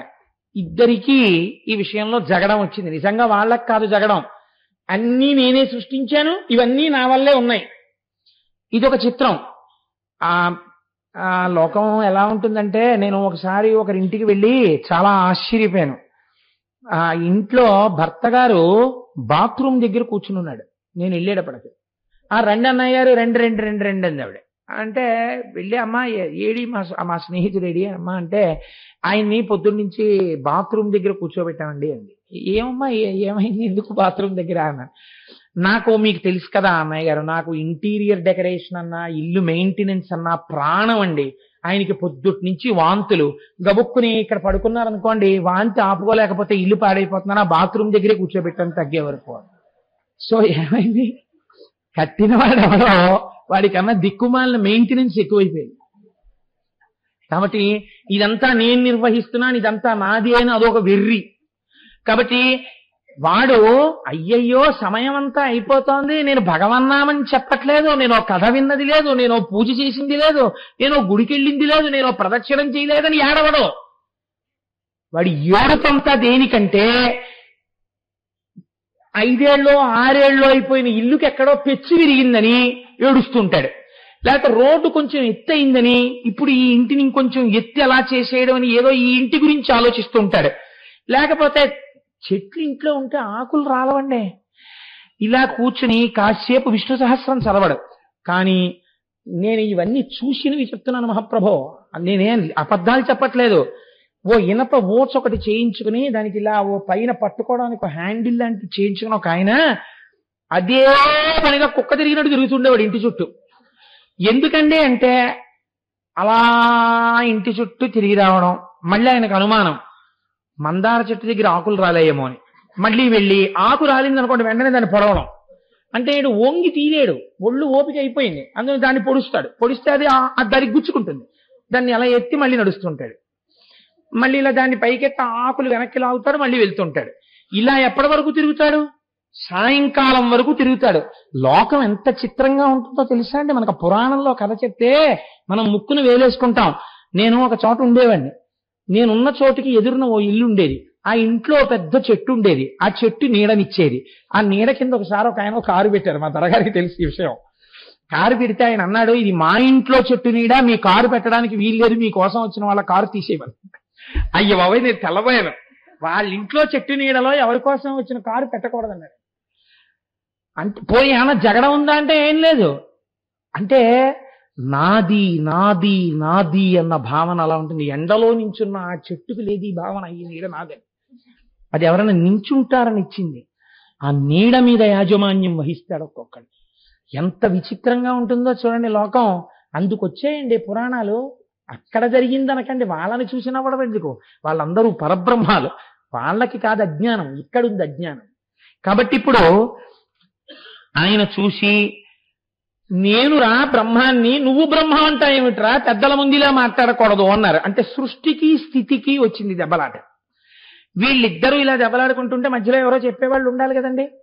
ఇప్పుడు మీ ఇద్దరు చేస్తున్నది అమాయకత్వం రా, వేరొకడు ఉన్నాడు రా అసలు రక్షించేవాడన్నవాడు ఉండాలి. రూపాయి కనపడేటప్పటికి పరిస్థితి మారిపోతుందండి. రామకృష్ణ పరమహంస ఎంత అందమైన మాట చెప్పేవారంటే, రాజావారి పట్టపుటేనుగు వెళ్ళిపోతోందిట. వెళ్ళిపోతుంటే ఒక కప్ప, ఓ దిక్కుమాల కప్ప ఆ కిందున్న కన్నంలోంచి బయటికి వచ్చి వచ్చేస్తున్న ఏనుగు అడ్డంగా నిలబడి ఇలా కాలెత్తి, ఇంతోటి కప్ప కాలు ఎంత ఉంటుందండి, ఇంత ఉంటుంది, కాలెత్తి ఏనుక్కి చూపించి, ఇటు వస్తామే పో పక్కకి. అంటే వాళ్ళు తెల్లబోయినాడు, ఈ కప్ప ఏమిటి, ఏనుగు వంక చూడడం ఏమిటి, ఏనుగుని దెబ్బలాడడం ఏమిటని పరమహంసని అడిగారు. కప్ప ఏనుగుని దెబ్బలాడుతోంది ఏమిటండి నేను అంటే, ఆయన అన్నారు, చిల్లు జేబున్నవాడు ఒకడు ఇలా వెళ్ళిపోతున్నప్పుడు పావలా కాసు జారి దాని గూట్లో పడింది. ఆ పావలా దొరికినప్పటి నుంచి కప్పకింత అహంకారం వచ్చింది, అది ఏనుగు మీద కాలిస్తుంది. లోకం అలా ఉంటుంది. ఎంత గొప్ప వచ్చిందో చూడండి. పరమహంస మాటలు మీరు వింటే అండి, రామకృష్ణ పరమహంస జీవితం చాలా ఆశ్చర్యంగా ఉంటుంది. ఆయన ఒకసారి గంగానది పడవ మీద దాటుతుంటే అవతల పడవ మీద ఒక ఆయన కూర్చుని ఉంటే పరమహంస తన శిష్యుడితో కలిసి దిగుతూ పడవ అన్నారు, ఇప్పుడు చూడు ఆ పడవ మీద కూర్చున్నటువంటి వ్యక్తి నా దగ్గరికి వచ్చి, ఓ ఠాకూర్ ఎలా ఉన్నావు అని అడుగుతాడు చూడన్నారు. ఈయన 4 అడుగులు వేసేటప్పటికి ఆ వ్యక్తి వచ్చి షేక్ హ్యాండ్ ఇవ్వబోయాడు. Hello Thakur, how are you, ఎలా ఉన్నావు, నువ్వు బాగున్నావా అన్నాడు. బాగున్నానండి మీ దయ వల్ల అని పరమహంస వెళ్ళిపోయాడు. మీరు ఈ విషయం ఎలా చెప్పగలిగారు అని అడిగాను ఆయన. నీకు జ్ఞాపకం లేదా, ఇతను అస్తమానం మనం ఉన్న ప్రాంగణం దగ్గరికి వచ్చి సాష్టాంగ నమస్కారాలు చేసి, నాకు ఈ దరిద్రం పోయేటటువంటి స్థితిని చూడండి అని నమస్కారాలు చేసేవాడే, వీడికి లాటరీ తగిలి కొంత ఐశ్వర్యం వచ్చింది కాబట్టి ఇప్పుడు వాడు నన్ను నమస్కారం చేయడం మానేశాడు. వాడు నాకు షేక్ హ్యాండ్ ఇచ్చి hello Thakur how are you అంటే, వెనక డబ్బు ప్రభావం. కాబట్టి ఎక్కడదండి కథ, అక్కడదా ఇక్కడదా, ఇక్కడి కదా అక్కడిదిగా చెప్తారు. అందంగా చెప్పడంలో గమ్మత్తు అక్కడుంది. ప్రతిబింబం నచ్చలేదనుకోండి, మీ ప్రతిబింబం దేని దిద్దాలి, బింబాన్ని దిద్దాలి. ప్రతిబింబం బాగోలేదని అద్దంలో కనపడిన దానికి బొట్టెట్టి ఉపన్యాసానికి వస్తే మీకు బొట్టు ఎక్కడ ఉంటుంది? మీరు బొట్టెట్టుకుంటే ప్రతిబింబానికి బొట్టు ఉంటుంది. మీరు ఈ కథ విని మీ బింబాన్ని దిద్దుకోవాలి, అది ప్రయోజనం. కాబట్టి ఇప్పుడు ఈ సంగ్రామం జరుగుతుంటే మనం ఎందుకు చెప్పడం, వేదాల్ని పిలుద్దాం, వేదాలు చెప్తాయని ఋగ్వేదాన్ని పిలిచారు. ఓ ఋగ్వేదమా, ఎవరు పరబ్రహ్మము చెప్పు. శృతి ప్రమాణం కదా మనకి. అంటే ఋగ్వేదం అంది, యదంతస్థాని భూతాని యతత్సర్వం ప్రవర్తతే యదాహో పరమం తత్వం సరుద్రస్త్వేక ఏవహి అంది. ఈ సమస్తమునకు సృష్టికర్త ఏ మహానుభావుడు సృష్టి చెయ్యాలని సంకల్పం చేసినప్పుడు మొట్టమొదట నారాయణుడు జన్మించాడో, ఎవడు చిట్ట చివర ఈ లోకాల్ని తనలోకి తీసుకుంటున్నాడో ఆ పరమశివుడు పరబ్రహ్మము అంది. నీకు తెలియదు అవతల బాగున్నారు. యజుర్వేదాన్ని పిలిచి యజుర్వేదాన్ని అడిగారు, నువ్వు చెప్పు అన్నారు. యో యజ్ఞైరఖిలైరీశో యోగేన చ సమిజ్యతే ఏన ప్రమాణం ఖలునః స ఏకః సర్వదృక్శివః. అసలు నిజంగా యజ్ఞం లోపల కదా జరగాలి. ఇక్కడ జరిగేటటువంటి యజ్ఞంలో దేవతాశక్తులనేటటువంటివి ఆ భగవత్ సంబంధమైనవి. ఆసురీ శక్తులు కామక్రోధ లోభ మదమోహ మాత్సర్యములు. ఇవి పోయి ఈశ్వరీ శక్తులు రావడానికి జ్ఞానము మహేశ్వరుడిస్తాడు. కాబట్టి ఆ యజ్ఞమునందు, జ్ఞానయజ్ఞమునందు ఆరాధింపబడుతున్నవాడు కనుక పరమశివుడే పరబ్రహ్మము అని యజుర్వేదం చెప్పింది. సామవేదాన్ని పిలిచి అడిగారు. సామవేదం అంది, ఏనేదం భ్రామ్యతే విశ్వం యోగిభిర్యో విచింత్యతే యద్భాసా భాసతే విశ్వం స ఏకస్త్రయంబకః పరః అంది. 3 కన్నులున్నవాడెవరున్నాడో, ఎవడు ఈ లోకాన్నంతటినీ తిప్పుతున్నాడో, ఈ తిప్పుతున్నవాణ్ణి ఏ యోగులు ఉపాసన చేస్తున్నారో, ఏ యోగులకి ఉపాసన చేత జ్ఞానమునందు తెలియబడుతున్నాడో, ఎవడు అలా తనలో తాను రమిస్తుంటాడో అటువంటి శివుడు పరబ్రహ్మము అని సామవేదం చెప్పింది. అధర్వణ వేదాన్ని పిలిచారు. అధర్వణ వేదం అంది, యం ప్రపశ్యంతి దేవేశం భక్త్యనుగ్రహీరాజనాః తమాహురేకం కైవల్యం శంకరం దుఃఖతత్పరం. ఏ మహానుభావుణ్ణి భక్తులందరూ సంసార సముద్రమును దాటి దుఃఖమును పోగొట్టుకునే ఆనందాన్ని తెలుసుకోవడానికి ఉపాసన చేస్తున్నారో అటువంటి పరమశివుడు పరబ్రహ్మము అని చెప్పింది. అంటే మనం కాదురా సృష్టి చేసింది, మనం కాదురా నిలబెట్టింది, వేరొకడున్నాడు అని తెలుసుకోమని శాస్త్ర ప్రమాణం. 4 వేదాలు ఇదే చెప్తున్నాయి. ఈ జ్ఞానాన్ని పొందమని వేదాలన్నీ చెప్తున్నాయి. వాళ్ళకి ఈ మాట నచ్చలేదు. ఇప్పుడు ప్రణవాన్ని పిలిచారు, ఓంకారాన్ని. ప్రణవం పిలిస్తే ప్రణవం అంది, ఎవడు నిరంతరము శక్తి స్వరూపంతో క్రీడిస్తుంటాడో, శక్తి ఆయనను విడిచిపెట్టి ఉండదో, శక్తీశ్వరులై వారున్నారో, అందుకే యనమదురులో ఉన్న ఆలయానికి శక్తీశ్వర దేవస్థానం అని పేరు. అటువంటి శక్తీశ్వరుడై శక్తి ఆయనతో, ఆయన శక్తితో విడివడకుండా కలిసి ఉంటారో అటువంటి వాగర్ధావివ సంప్రక్తమైనటువంటి ఆ పార్వతీ పరమేశ్వరులు ఉన్నారే, పార్వతి వామార్థ భాగమనందున్న శంకరుడే పరబ్రహ్మము అని ప్రణవం చెప్పింది. ప్రణవం చెబితే వాళ్ళు అంగీకరించలేదు. అంగీకరించక మీ అందరూ దోషభూయిష్టమైన వాక్కులే మాట్లాడారు అన్నారు. అంటే మనం ఏమంటాం? కాదురా అబ్బాయి, వేదం వేరే చెప్తోంది, మన ప్రజ్ఞ కాదురా ఇదంతా. పరమేశ్వరుడన్నవాడొకడున్నాడు, పరమేశ్వరుడన్నవాడొకడున్నాడనడానికి మీకు ఒక్క ప్రమాణం చాలండి. ఈశ్వరుడన్నవాడు లేడు లేడు, నేను బలవంతంగా కళ్ళు మూసుకుంటానన్నవాడిని తెరిపించే ప్రయత్నం చెయ్యక్కర్లేదు. ఈశ్వరుడు ఉన్నాడా లేడా మీకు ఒక్కటే ఉదాహరణ. మీరు ఒక గాలిబుడగని తీసుకొచ్చి ఒక చిన్న సూదితో, గుండు సూదితో ఇలా అనండి, ఇంత చిన్న రంధ్రంలోంచి మొత్తం లోపలున్న గాలి బయటికి వెళ్ళిపోయే ప్రయత్నంలో ఫట్ అని పేలిపోతుంది. ఈ శరీరంలో ప్రాణ అపాన వ్యాన ఉదాన సమాన నాగ కూర్మ కృకర ధనంజయ దేవదత్తములన్న 10 వాయువులు తిరుగుతున్నాయి. 10 వాయువులు తిరుగుతున్నటువంటి ఈ శరీరంలో 9 కన్నాలున్నాయి, 2 కళ్ళు, 2 ముక్కులు, 2 చెవులు 6, నోరు 7, మలద్వారం 8, మూత్రద్వారము 9. ఇది కాకుండా స్వేదరంధ్రాలు ఎన్ని ఉన్నాయో. ఇన్ని రంధ్రాలున్న శరీరంలో ఈ వాయువులు ఈశ్వరానుగ్రహం వరకు, ఈశ్వర శాసనం అయ్యే వరకు లోపలికి వెళ్ళి బయటికొచ్చి, లోపలికెళ్ళి బయటికొచ్చి జరుగుతుండవలసింది. ఆయన శాసనం అయిపోతే ఇంకొక్క ఊపిరి నీవు తీయలేవు. ఆక్సిజన్నే పట్టుకొచ్చి పెట్టినా వాడు ఉండడు, వెళ్ళిపోయాడు. ఇన్నాళ్ళు ఊపిరి నువ్వు పీల్చుంటే చచ్చిపోయిన వాళ్ళు చేత కాక ఊపిరి తీయడం మానేశారా? ఊపిరి ఆపగలిగిన శక్తి ఒకటి ఉన్నది, అది నువ్వు నిద్రపోయినప్పుడు కూడా ఊపిరి తీయించుచున్నది. ఆ ఊపిరి తీస్తున్నది ఎవడో నువ్వు ఆలోచించు, వాడు ఈశ్వరుడు. కాబట్టి ఏమిటి మాట్లాడతావు? ఏమిటి సృష్టి, ఏమిటి స్థితి, ఏమిటి? పరబ్రహ్మం ఒకటి ఉంది. ఇది వేదాలు చెప్తున్నది. దాన్ని ఉపాసన చెయ్యి, నాంత వాణ్ణి నేనని ఇలా అనకు. ఈ మాటలు రుచించకపోతే ఇప్పుడు వాణ్ణి ఏమి చెయ్యవలసి ఉంటుంది? దండించవలసి ఉంటుంది. ఈశ్వరుడు కృతజ్ఞుడై ప్రవర్తిస్తున్నాడు కనుక 1 జన్మ యందు, 2 జన్మల యందు, 10 జన్మల యందు, 100 జన్మల యందు, 1000 జన్మల యందు చూస్తాడు. ఎప్పటికీ బుద్ధి మారకపోతే, ఎప్పటికీ నాంతవాణ్ణి నేనంటే, ఈశ్వరుడు ఒక మార్గంలో వాడికి బుద్ధి చెప్పవలసిన అవసరం ఏర్పడుతుంది. కాబట్టి ఇప్పుడు ఈశ్వరుడు ఏం చేశాడు అంటే, అంతటా నిండి నిబిడీకృతమైపోయినది కదండి పరబ్రహ్మం అంటే. అది మాంసనేత్రం మనకు కనపడదు. మాంసనేత్రం ఈ జగడం ఆడుకుంటూ నా అంతవాణ్ణి నేను అంటున్న వాళ్ళు ఎవరున్నారో వాళ్ళ కన్ను ముందు ధమ్మని చూసేటట్టుగా రావాలంటే ఎలా రావాలి? ముందు జ్యోతి రూపంలో దిగిపోవాలి కిందకి. ఎప్పుడైతే ఒక జ్యోతి రూపం కిందకి దిగిందో కన్ను వెంటనే జ్యోతి స్వరూపం వంక చూస్తుంది. ఇప్పుడు అంతా ఇలా ఉందండి, చీకటిగా లైట్లు వెలుగుతున్నాయండి. గబాల్న అక్కడ ఓపెన్ గ్రౌండ్ లో ఒక పెద్ద వెలుతురు రాసి దిగింది అనుకోండి, మీ అందరూ ఎటు తిరిగిపోతారు? ఇది అంత వెలుతురని గబాలను తిరుగుతారు. అలా ముందు ఒక పెద్ద జ్యోతి స్తంభం దిగింది. ఈ జ్యోతి స్తంభంలోంచి ఇప్పుడు చూడండి ఎలా విడుతోందో పరబ్రహ్మం అంటే, అంతటా నిండినది జ్యోతిగా మారింది. జ్యోతి సాకారమైనది. సాకారమును చూసినప్పుడు వీళ్ళిద్దరిలో శ్రీ మహావిష్ణువు ఊరుకున్నారు. ఆయన ఏమనలేదు. నారాయణ కదండి, వెంటనే తెలుసుకుని ఆగింది అది. చతుర్ముఖ బ్రహ్మగారు రజోగుణ ప్రవృత్తి ఉన్నవాడు, అందుకే ఎరుపు రంగుతో సంకేతిస్తారు ఆయన. ఆయన అన్నారు, ఎవడురా నువ్వు ఇలా కనపడితే నేను భయపడిపోతాననుకున్నావా? నువ్వు నా 2 కనుబొమల మధ్యలోంచి పుట్టిన రుద్రుడవు, నన్ను స్తోత్రం చెయ్యి, నిన్ను ఊరుకుంటానన్నాడు. అంటే ఒకనాడు ఏ స్థితికి వెళ్ళిపోతారంటే, ఈశ్వరుడు ఎవరండి? వాడేవాడు మమ్మల్ని ఏం చేస్తాడు?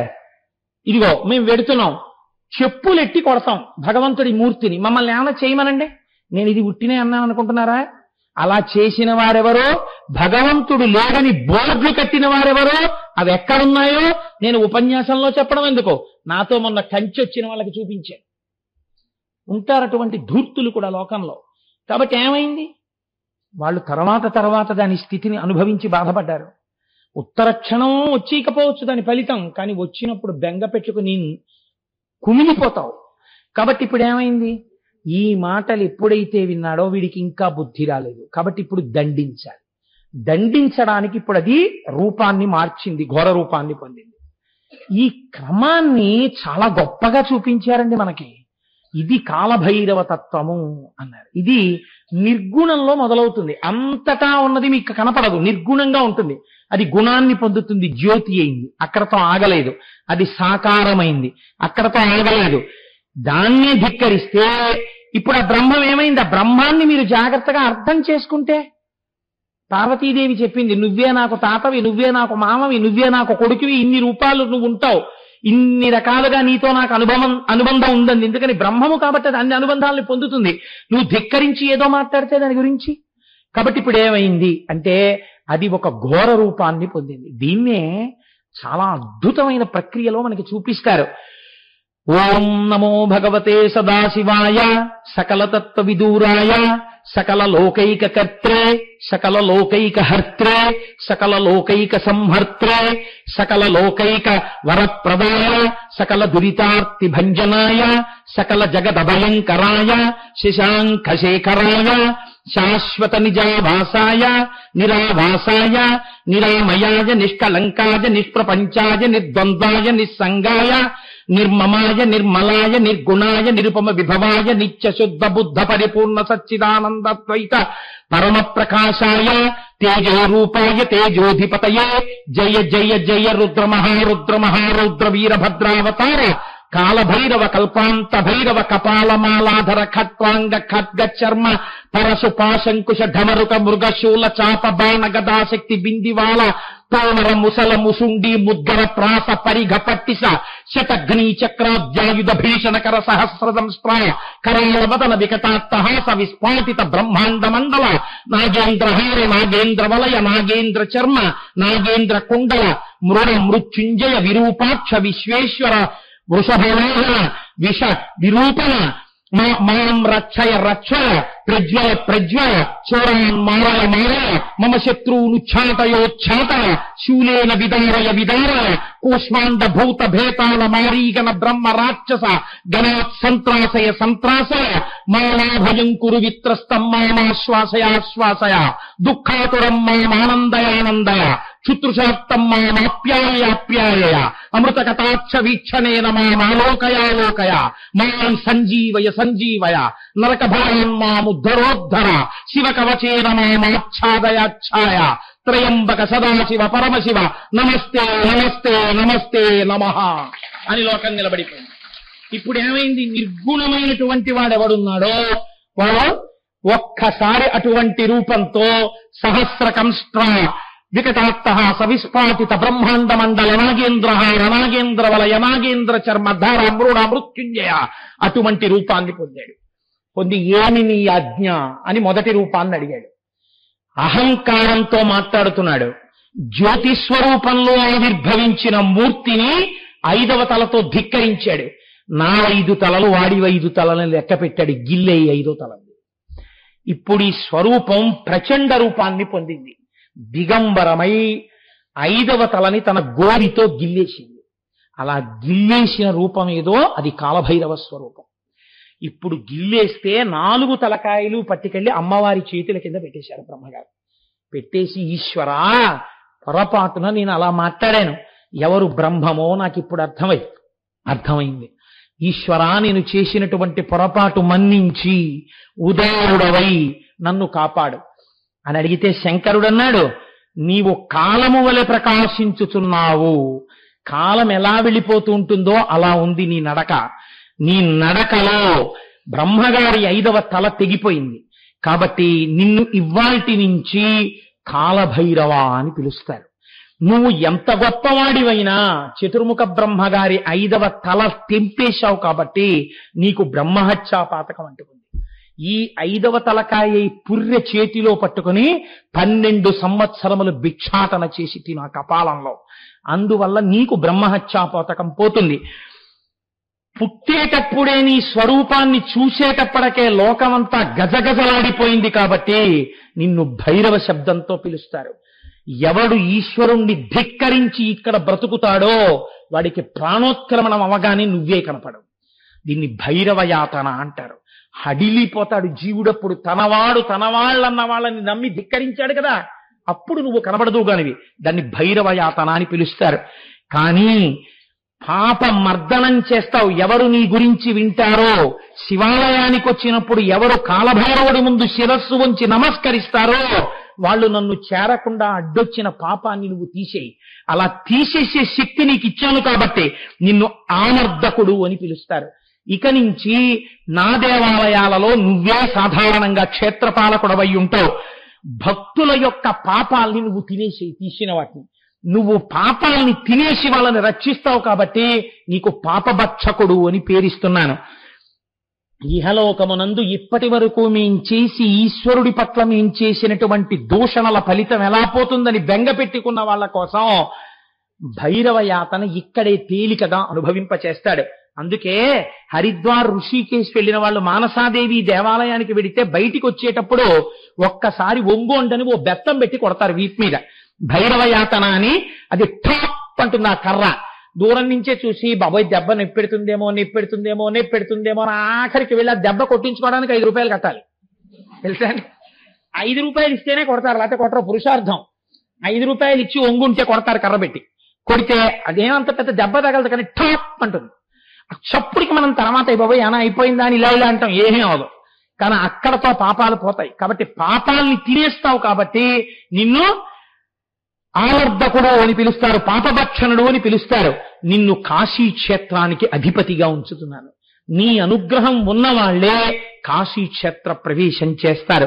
అందుకే మనకి ఆ క్షేత్ర ప్రవేశం ఇచ్చిన క్షేత్రపాలకుడు కనుక, అయ్యా నాకు లోపలికి ప్రవేశింపచేసిన పాపాన్ని దగ్ధం చేశావయ్యా కాలభైరవ అని మహానుభావుడికి ఇక్కడికి రాగానే కాలభైరవ పూజ అని కాశీ నుంచి రాగానే కృతజ్ఞతాభావనతో చేసి, ఇన్నాళ్లు చేసిన తప్పులు ఎలాగో చేశాను, ఒక మంచి పని చేస్తానని అన్న సంతర్పణ చేస్తాడు.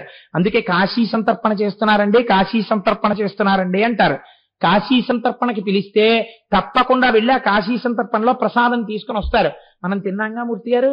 కాబట్టి అటువంటి కాశీ సంతర్పణ నీ పేరు మీద చెయ్యబడుతూ ఉంటుంది అని ఆనాడు పరమేశ్వరుడు కాలభైరవుడికి ఇన్ని వరములను గుప్పించాడు. ఆ మూర్తియే ఇప్పటికీ మనకి ప్రతి దేవాలయంలో, ప్రతి శివాలయంలో ఆయన ఈశ్వరాజ్ఞని ఔదల దాల్చి వచ్చిన వాడు కనుక మహానుభావుడు కాలభైరవ స్వరూపంతో ఉంటాడు.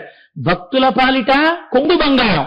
ఎవడు ఈశ్వర ధిక్కారం చేస్తాడో వాడి పాలిట భైరవ దర్శనంగా కనపడతాడు, భయంకరంగా కనపడతాడు. మీరు చూడండి, ఎంత గొప్పవాడైనా కావచ్చు, అలా వెళ్ళిపోతున్నప్పుడు కుక్క పెద్దగా అరుస్తూ వచ్చి నోరు తెరిచి ఇలా పళ్ళు చూపించింది అనుకోండి, హడిలిపోతాడు. ఇదేంటో కుక్క కరిచేస్తుందో ఏమిటో అని చెప్పేసి. అసలు కుక్క పరిగెత్తుకొచ్చి ఇలా నోరు విప్పేటప్పటికే భయం. మార్నింగ్ వాక్ వెళ్ళే వాళ్ళు అందరూ హ్యాండ్ స్టిక్స్ ఎందుకు పట్టుకెళ్తారనుకుంటున్నారు? కుక్కల భయానికే. కాబట్టి అందుకే మనం స్వరూపమునందు అది రెండు చేస్తుంది. యజమానిని రక్షిస్తుంది, యజమానికి అప్రీతి చేసేవాడిని కరుస్తుంది. అలాగే శివుడి పట్ల మక్కువతో ఉన్నవాడైతే శివుడు ఏమంటాడు? మీరు ఆ ఇంటికి వెళ్ళారనుకోండి, కుక్క వస్తుంది అనుకోండి, చీనోర్మై కోటేశ్వరరావు వస్తాను, దాన్ని పైగా తీసుకెళ్ళి కట్టండి అంటాడు. కోటేశ్వరారే అరవకూడదు అంటాడు. అంటే దానికి ఏమర్థం అవుతుందోనండి, మీరు చాలా ఇళ్లలో చూడండి, యజమాని వచ్చి గబగబా మిమ్మల్ని పిలిచి మీకు నమస్కారం చేసి రండి రండి రండి రండి అయ్యా మీరు ఇవాళ మా ఇంటికి వచ్చారని లోపలికి తీసుకెడుతున్నారు అనుకోండి, కుక్క వెంటనే తోకూపేస్తూ నడువు ఊగిపోయేటట్టుగా తోకూపేసి మీ దగ్గరికి వచ్చేస్తుంది. మా యజమాని ప్రీతి పొందినవాడు నాకు కూడా ప్రీతి పాత్రుడే. మరి ఇప్పుడు గేటు దగ్గర చూస్తే అరిచావు శత్రువు అని, అప్పట్లో నీకు నాకు ఏం ఫ్రెండ్షిప్? నేనేం బిస్కెట్ పెట్టానా, నువ్వు నేను చెలిమి చేశానా? అక్కర్లా, మా యజమాని నిన్ను పిలిచాడు, నేను పిలుస్తున్నాను. నువ్వు తప్పు తెలుసుకుని శివానుగ్రహం కోసం శివాలయంలోకి వస్తున్నావు, భైరవుడు తోకూపేస్తాడు. కాబట్టి ఏం చేస్తాడు? మీ పాలిట ప్రసన్నుడైపోతాడు. ఇలా మా పాలిట ప్రసన్నుడైపోయాడు భైరవమూర్తి అని చెప్పడానికే ఆయన మెళ్ళో గారెల దండ వేస్తారు. అంటే మాంసం మినుము యందు ఎక్కువ ఉంటుంది కాబట్టి ఆయన్ని మాంసము చేత ఆరాధన చేసినట్టు ఓ గారెల దండ వేస్తారు. అది అటు ఇటు వెళ్ళి కింద పడేసుకుని ఆ గారెలు తింటే తింటుంది, లేకపోతే లేదు, వేరే విషయం అనుకోండి. అందుచేత కాలభైరవ స్వరూపంగా కాలభైరవాష్టకం పఠంతి ఏ మనోహరం జ్ఞానముక్తి సాధనం విచిత్ర పుణ్యవర్ధనం శోకలోభ దైన్య మోహ కోపతాపనాశనం తే ప్రయాంతి కాలభైరవాంగ్రి సన్నిధిం ధ్రువం. మీరు కాలభైరవాష్టకం చదువుతుంటారు కదా. కాబట్టి ఆ కాలభైరవ స్వరూపం అంత గొప్పది. అందుకే మేము కాశీ వెళ్లి కాలభైరవ దర్శనం చేసుకున్నాం, మాకేం బెంగళాడనిపించుకోవడానికి రక్ష కూడా కట్టుకుంటారు అని అలతాడు. ఇంకా మా జోలికి ఎవరూ రాలేరు అను తాడు కూడా కడతారు. కాబట్టి ఇన్ని రూపాలుగా ఆ కాలభైరవ స్వరూపం ఆనాడు ఆవిష్కరింపబడినది. ఎవరు ఈ కాలభైరవ స్వరూపం గురించి వింటున్నారో, భక్తితో ప్రణమిల్లుతున్నారో, ఒక్కసారి నమస్కరిస్తున్నారో అటువంటి వారు శివానుగ్రహాన్ని పొందుతారు. కాలభైరవుడు వాళ్ళని ఇబ్బంది పెట్టడు, వాళ్ళు సంతోషంగా ఉంటారు. నేను మిమ్మల్ని ఇవాళ కొంచెం తొందరగా వదిలిపెట్టేస్తాను అని మాట ఇచ్చాను కాబట్టి అన్న మాట ప్రకారం వెనక నేను ఒక గొప్ప ఘట్టాన్ని తీసుకోవలసి ఉన్నప్పటికీ నేను మిమ్మల్ని విడిచిపెట్టేస్తున్నాను. కాబట్టి మీరందరూ చక్కగా సింధూరపూరిత పరిశోభిత గండ యుగ్మం అయా వీళ్ళందరూ వచ్చినప్పుడు ఎక్కువ ఇబ్బంది లేకుండా గబగబా వెళ్ళిపోవడానికి ఏర్పాట్లు చేసేయండి. ముందు జాగ్రత్త కలిగినటువంటి వాళ్ళు అప్పుడే మెట్ల మీద కూర్చుని ఉన్నారు.